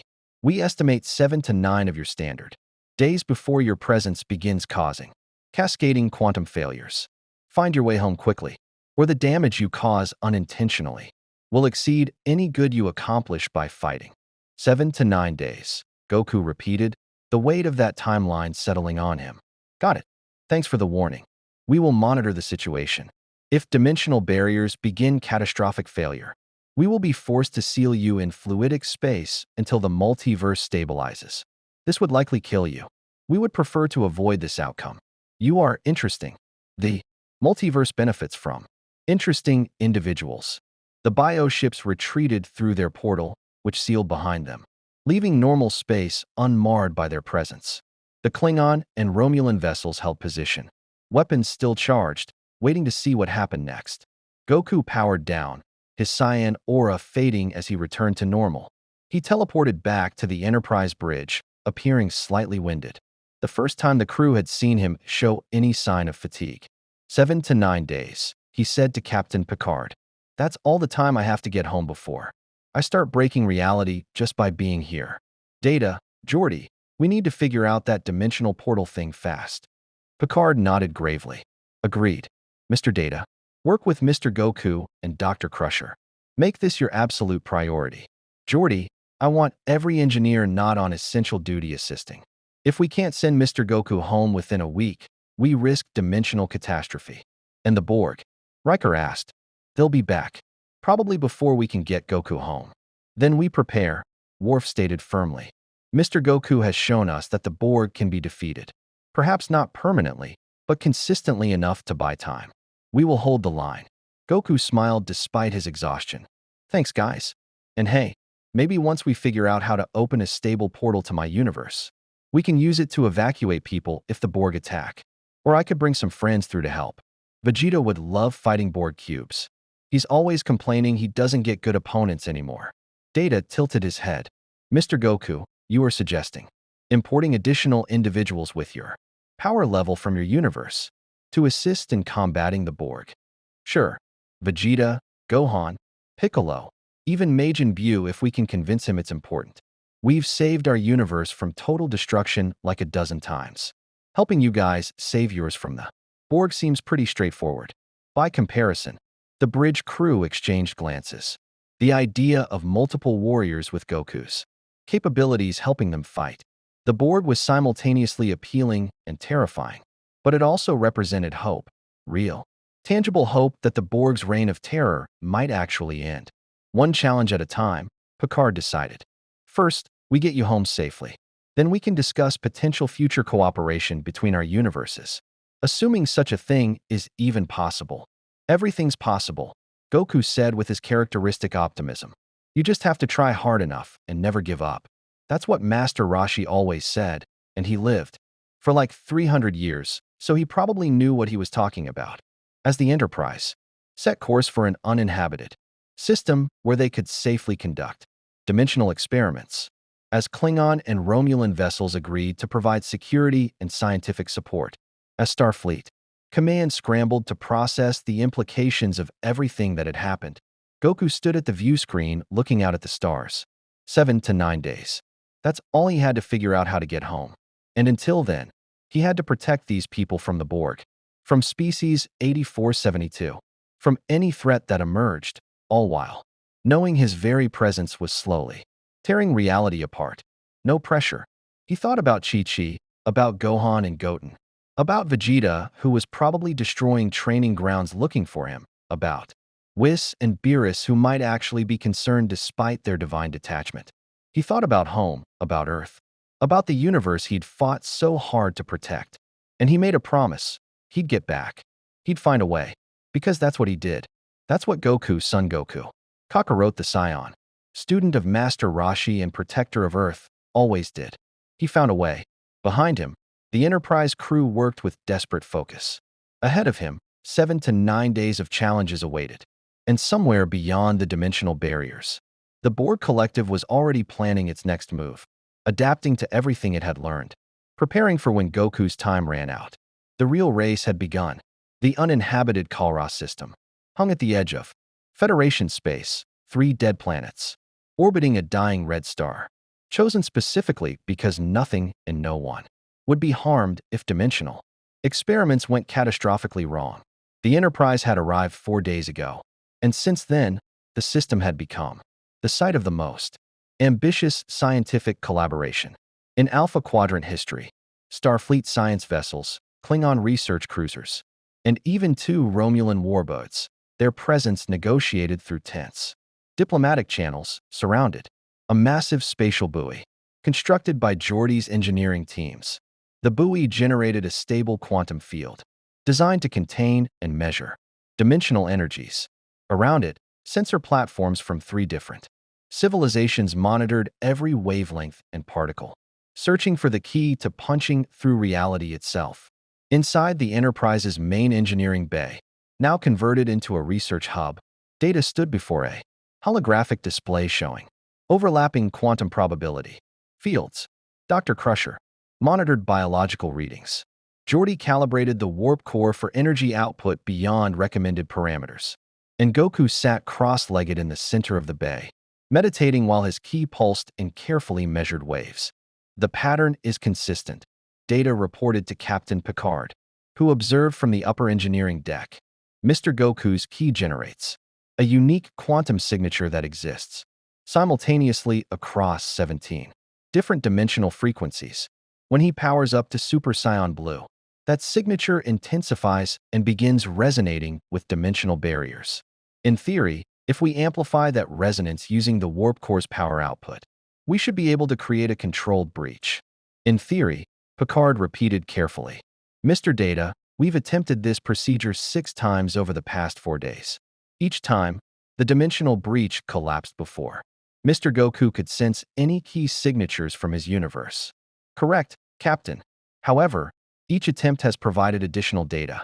We now understand that the breach must remain stable for a minimum of 8.3 seconds for Mr. Goku to locate a familiar key signature across dimensional boundaries and lock his instant transmission onto it. Our longest sustained breach lasted only 4.7 seconds before quantum instability forced us to abort. Goku opened his eyes, standing and stretching. Dark circles under his eyes suggested he hadn't been sleeping well, not from exhaustion, but from worry. 3 more days until his presence started causing catastrophic dimensional damage. 3 more days to get home or risk being sealed in fluidic space, which species 8472 had helpfully explained would almost certainly kill him. What if I don't wait for the breach to stabilize? Goku suggested. What if I just punch through reality right as you create the opening? Add my energy to yours. Make the hole bigger and more stable. Dr. Crusher looked up from her medical displays with concern. Goku, we've discussed this.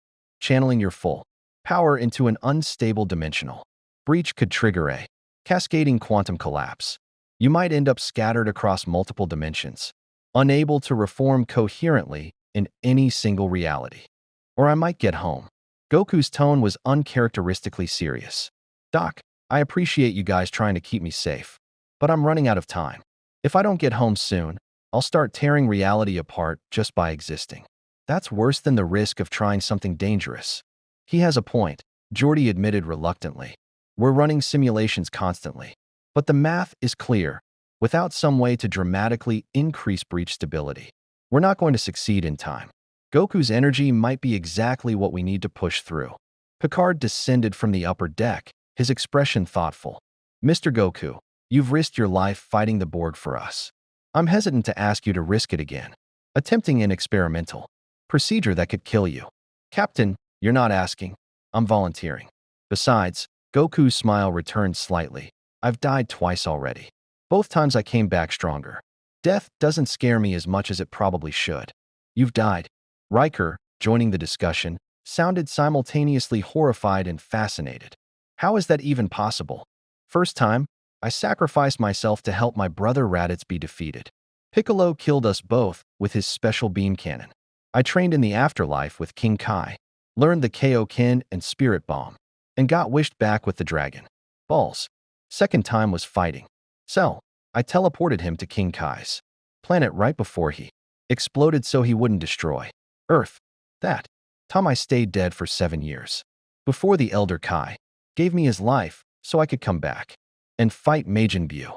The engineering bay was silent as everyone processed this casual explanation of death, afterlife training, and resurrection through magical wish-granting orbs. Your universe, Data said slowly, operates on principles so fundamentally different from ours that I am beginning to understand why creating a stable, dimensional bridge is so difficult. It is not simply a matter of quantum frequencies. It is that your reality's basic rules of existence diverge from ours at a foundational level, which is exactly why I need to get back, Goku said. I don't belong here, not just because I'm causing problems, but because this universe runs on science and logic. Mine runs on key and determination and occasionally random magic. The longer I stay, the more those incompatible systems clash. An alert chimed across all systems. Worf's voice came through from the bridge with practiced urgency. Captain, we're detecting transwarp signatures. Multiple vessels. The Borg are here.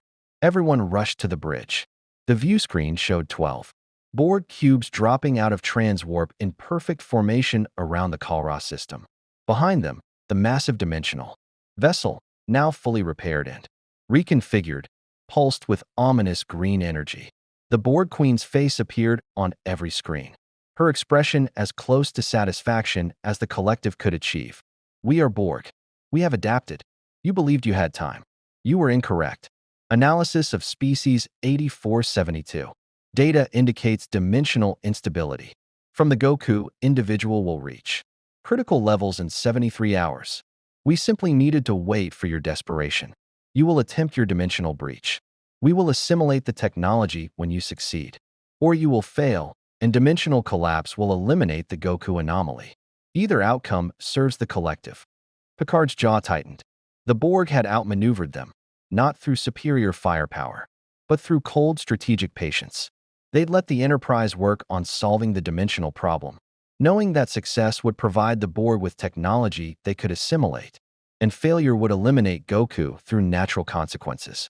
"They're boxing us in," Riker observed, checking tactical. "The Klingon and Romulan vessels are moving to engage.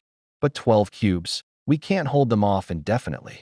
"We don't need indefinitely," Goku said, his expression hardening with determination. "We just need 8 seconds. Data, how long until you can set up another attempt?" "The equipment requires a 47-minute recalibration cycle after our last test," Data reported.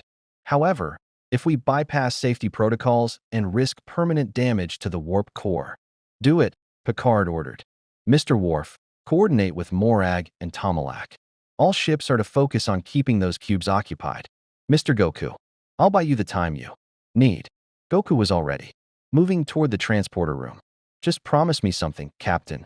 If this works, if I get through to my universe, don't close the portal immediately. Keep it open for 30 seconds. "Why?" Troy asked, her empathic senses detecting something significant behind his request. Goku's grin was pure, scion confidence mixed with genuine affection for the people who'd become his friends. "Because once I'm home, I'm going to grab Vegeta, Gohan, and maybe Piccolo. And we're coming right back through to help you kick the Borg's collective ass. You guys saved me, helped me, treated me like family instead of a weapon. Time to return the favor." "Mr. Goku," Picard said seriously, "you owe us nothing.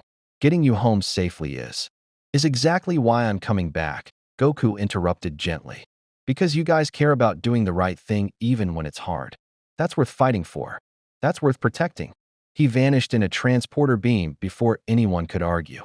Moments later, sensors registered him appearing in space, already transformed into Super Saiyan Blue, his cyan aura blazing as he positioned himself between the Enterprise and the advancing Borg fleet. "All ships," Picard commanded across all channels. "Protect the Enterprise at all costs. Our scientists need 47 minutes to prepare a dimensional breach attempt. The fate of this quadrant may depend on the next hour." Morag's voice boomed through the comm with warrior's enthusiasm. "Kapla, Picard, today we fight alongside a true warrior. The Borg will learn what it means to face the combined might of the Alpha Quadrant." Even Tomalak's response carried a note of grim determination. "The Romulan Star Empire stands with you, Captain. If we must fight, we fight together.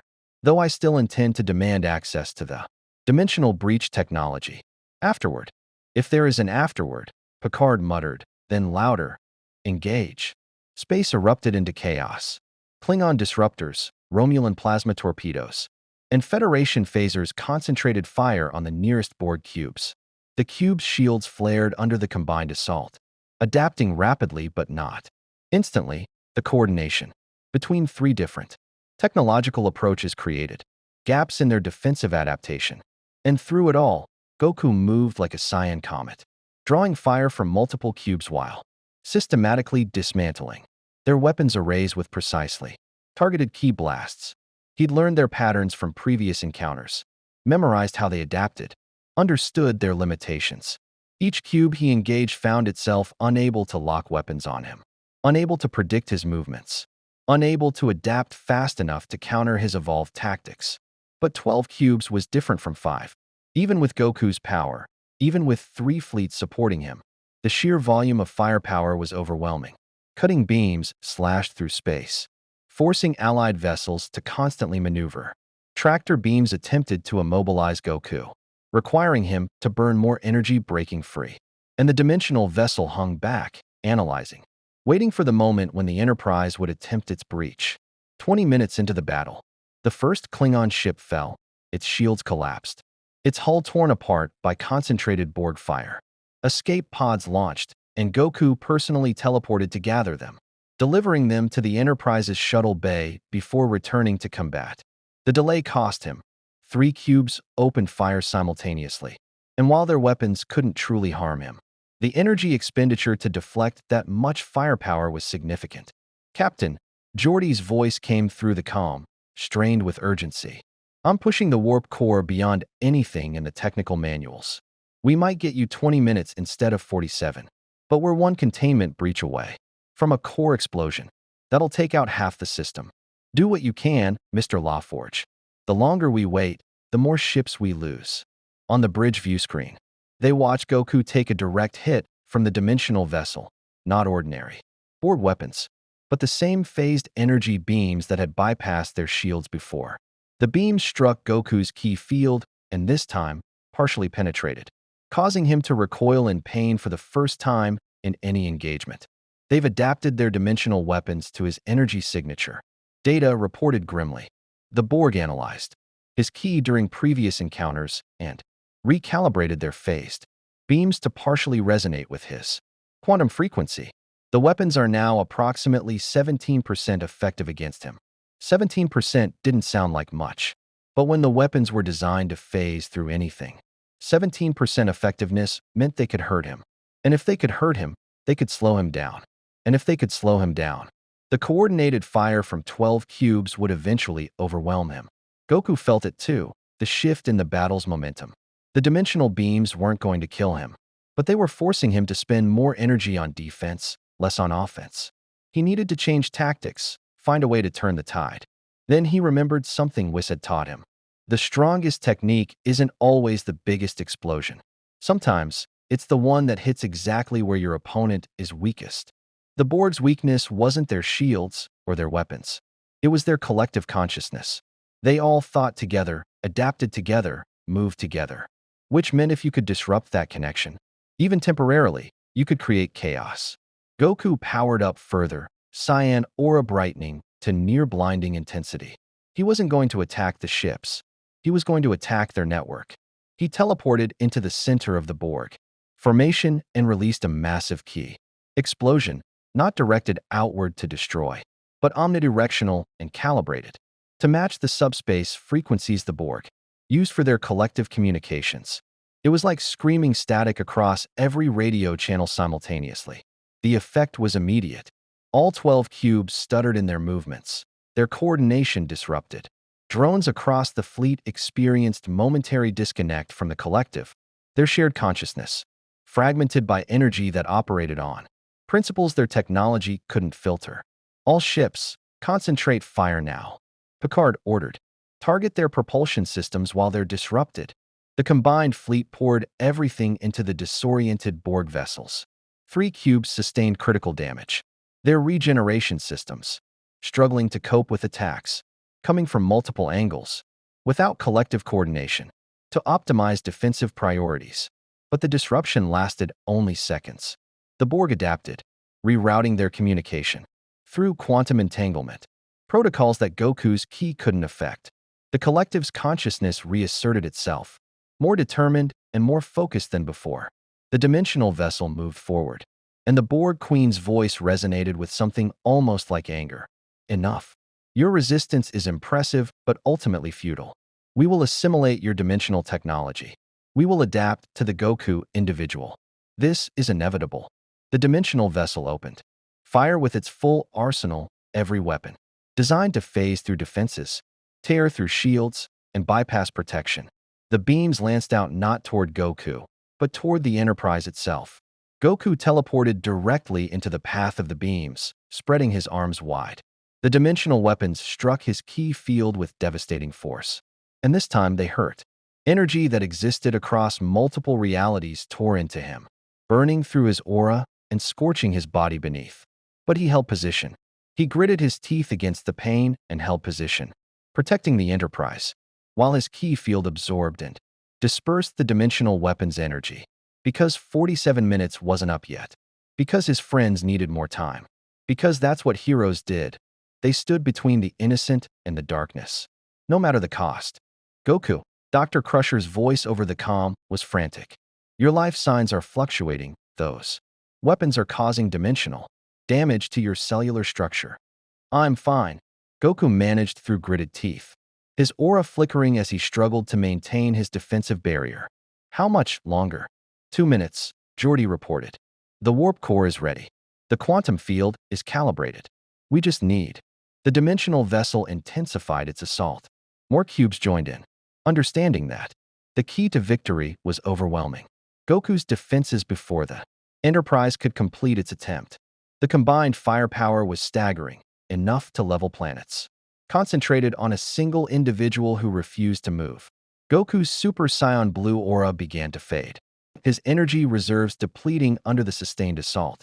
His body bore scorch marks where dimensional energy had broken through. Blood trickled from his mouth, and still he held position, drawing on reserves of determination that exceeded even his vast power. On the Enterprise bridge, the crew watched in stunned silence. They'd seen many acts of courage, but this, one person willingly sacrificing themselves to buy time for others, was heroism distilled to its purest form. "Mr. Goku," Picard said quietly over the comm, "you've done enough. Fall back. We'll find another way." "No other way." Goku's voice was strained but resolute. "You're so close. Just a little longer." "Dimensional breach equipment is ready," Data reported. "We can initiate at any time." "Do it now," Picard ordered. "Mr. Goku, the second that portal opens, you go through. That's an order, and I won't take no for an answer. You've saved us enough times. Let us save you for once." The Enterprise's warp core surged with power beyond its design specifications. The spatial buoy activated, generating a quantum field that resonated with Goku's energy signature. Reality itself began to tear, a shimmer in space that grew into a visible rift, expanding outward as two universes touched for the first time. Through the rift, Goku could see something familiar. Not clearly, but enough. The distinct feel of key signatures he'd known his entire life. Vegeta's fierce power, Gohan's gentle strength, Piccolo's disciplined energy. They were searching for him, had been searching since he disappeared, their ki flaring across their universe like beacons calling him home. "I can feel them," Goku breathed, his pain momentarily forgotten. "It's working. I can actually feel home." "Then go," Picard commanded. "Return to your family, your universe. You've earned it 100 times over." Goku looked back at the Enterprise, at the ships fighting to protect it, at the Borg fleet preparing to assimilate the dimensional technology the moment he left. He thought about everything these people had done for him, treated him with kindness, worked tirelessly to help him, risked their lives alongside him. And he made a choice. 30 seconds, he reminded them. "Keep that portal open for 30 seconds. Promise me." "Goku, what are you?" Picard began, but Goku had already released his defensive barrier and teleported through the rift. For a moment, there was silence. The Borg ceased fire, analyzing the now undefended Enterprise. The dimensional vessel moved forward, preparing to assimilate the breach technology. The Allied fleet braced for final desperate combat. Then the dimensional rift flared with golden light, and 4 figures emerged. Goku was first. His injuries gone, healed by a sense of being he'd grabbed the instant he got home. Behind him came Vegeta, the Scion Prince whose power matched Goku's own, his expression caught between fury at Goku for disappearing and savage joy at finding new opponents to fight. Beside Vegeta, Gohan in his ultimate form, his gentle eyes hardened with protective determination. And finally, Piccolo, the Namekian warrior whose tactical brilliance complemented raw Scion power. For warriors whose combined strength could shatter planets, stood in formation before the Enterprise. Goku, fully healed and grinning with pure Scion battle joy. Vegeta, already analyzing the Borg vessels with predatory interest. Gohan, shocked by the technology around him but ready to fight.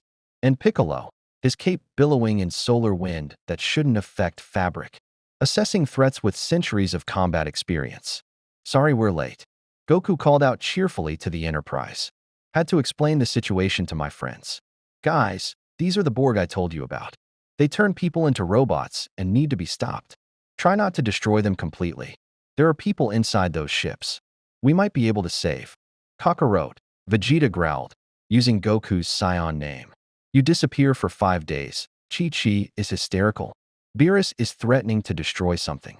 And you come back asking us to fight robot aliens in another dimension? This is exactly the kind of idiocy I expect from you." He smirked, power flaring golden around him as he transformed to Super Saiyan. "I wouldn't miss it for anything." The Borg Queen's image flickered across every screen. And for the first time since the collective's creation, her expression showed something that might have been genuine concern. 4 dimensional anomalies, each with power signatures matching the original. Adaptation, calculating. Probability of successful assimilation. Against multiple high-energy combatants. 0.001%. New directive, tactical withdrawal and running away? Vegeta's voice cut through with mocking superiority. Typical. Cowards always run when they face real warriors. Kakarot, I claim the big one in the center. You and your son can handle the rest. Dad, Gohan said, looking around at the starships and technology with wide eyes. This universe is amazing. Their technology is so advanced, but they still need help. We have to protect them. That's my boy, Goku said proudly. Piccolo, you mind coordinating with Captain Picard? Your tactical sense is way better than mine. Piccolo's antennae twitched as he processed the situation faster than the others. Understood. Captain Picard, I assume? I'm Piccolo. Please transmit tactical data on the board's capabilities so we can formulate an efficient strategy. On the Enterprise bridge, Picard found himself coordinating with four interdimensional warriors of godlike power.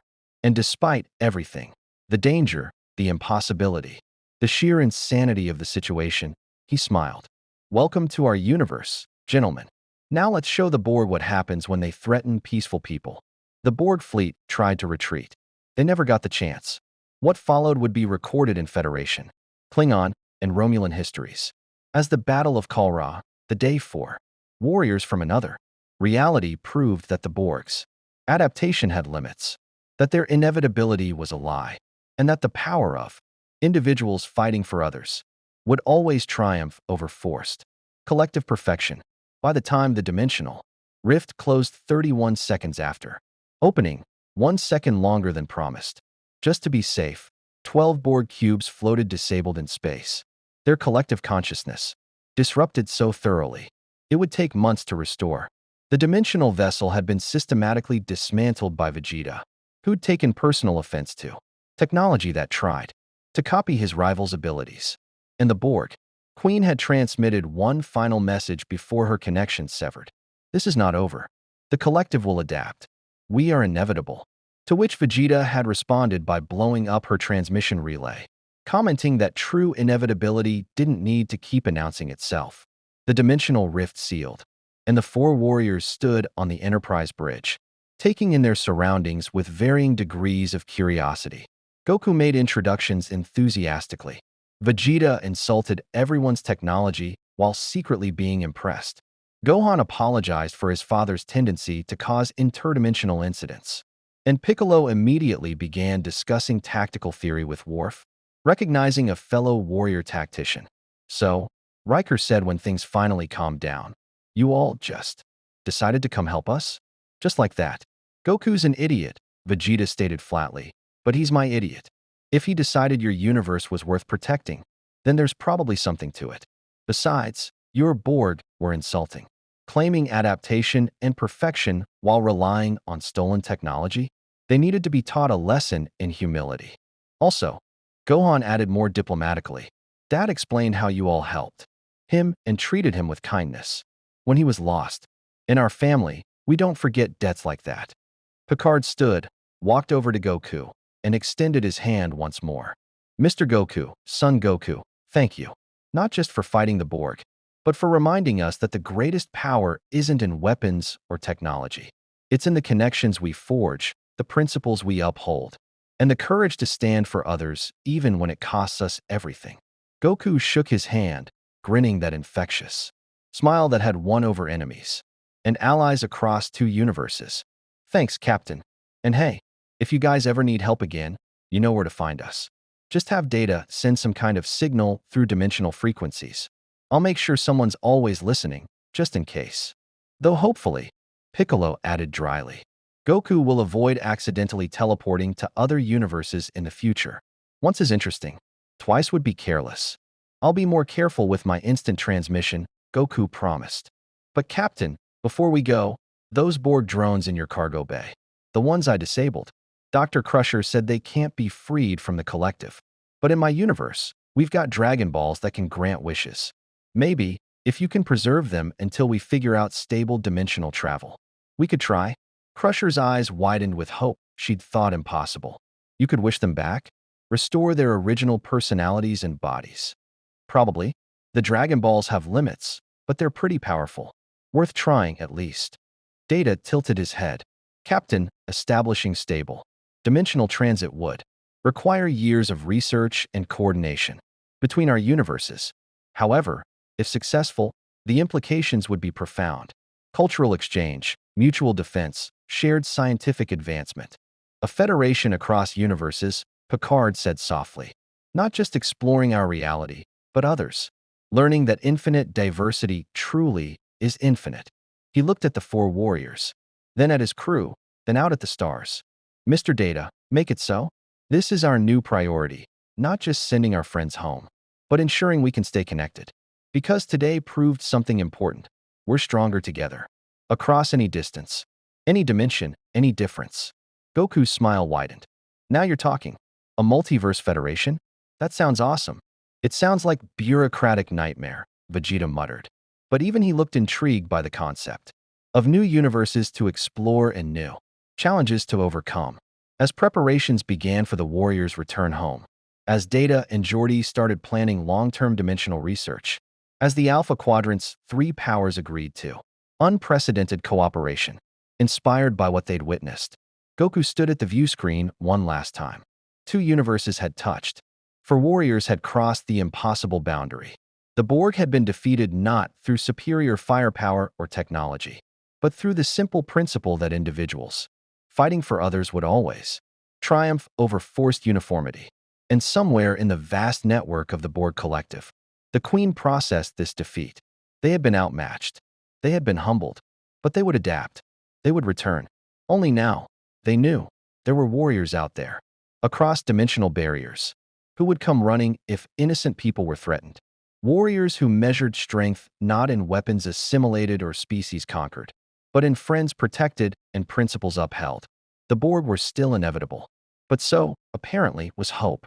And in a contest between inevitability and hope, the Enterprise crew had learned which one they'd bet on every single time. The dimensional rift shimmered one final time as Goku, Vegeta, Gohan, and Piccolo prepared to return home. Captain Picard and his crew stood on the bridge, watching four warriors who'd changed their universe forever. Remember, Goku said, his hand raised in farewell, we're just one universe away. If the Borg come back, if you need help, call us. That's what friends do. We will, Picard promised. And when we've established stable transit, there's a whole multiverse to explore together. Vegeta snorted. Try to stay out of trouble until then, humans. Kakarot attracts enough chaos for all of us. The four warriors stepped through the rift, and it sealed behind them with a flash of golden light. On the Enterprise, life would return to exploration and diplomacy. But everything had changed. They'd learned that barriers between universes could be crossed, that power without compassion was hollow, and that the greatest strength was standing together against darkness. The Borg would return. Other threats would emerge. But the Federation had something new. The knowledge that across infinite realities, heroes existed who would fight for others simply because it was right. And in the vast darkness of space, that knowledge shone like a star that could never be extinguished.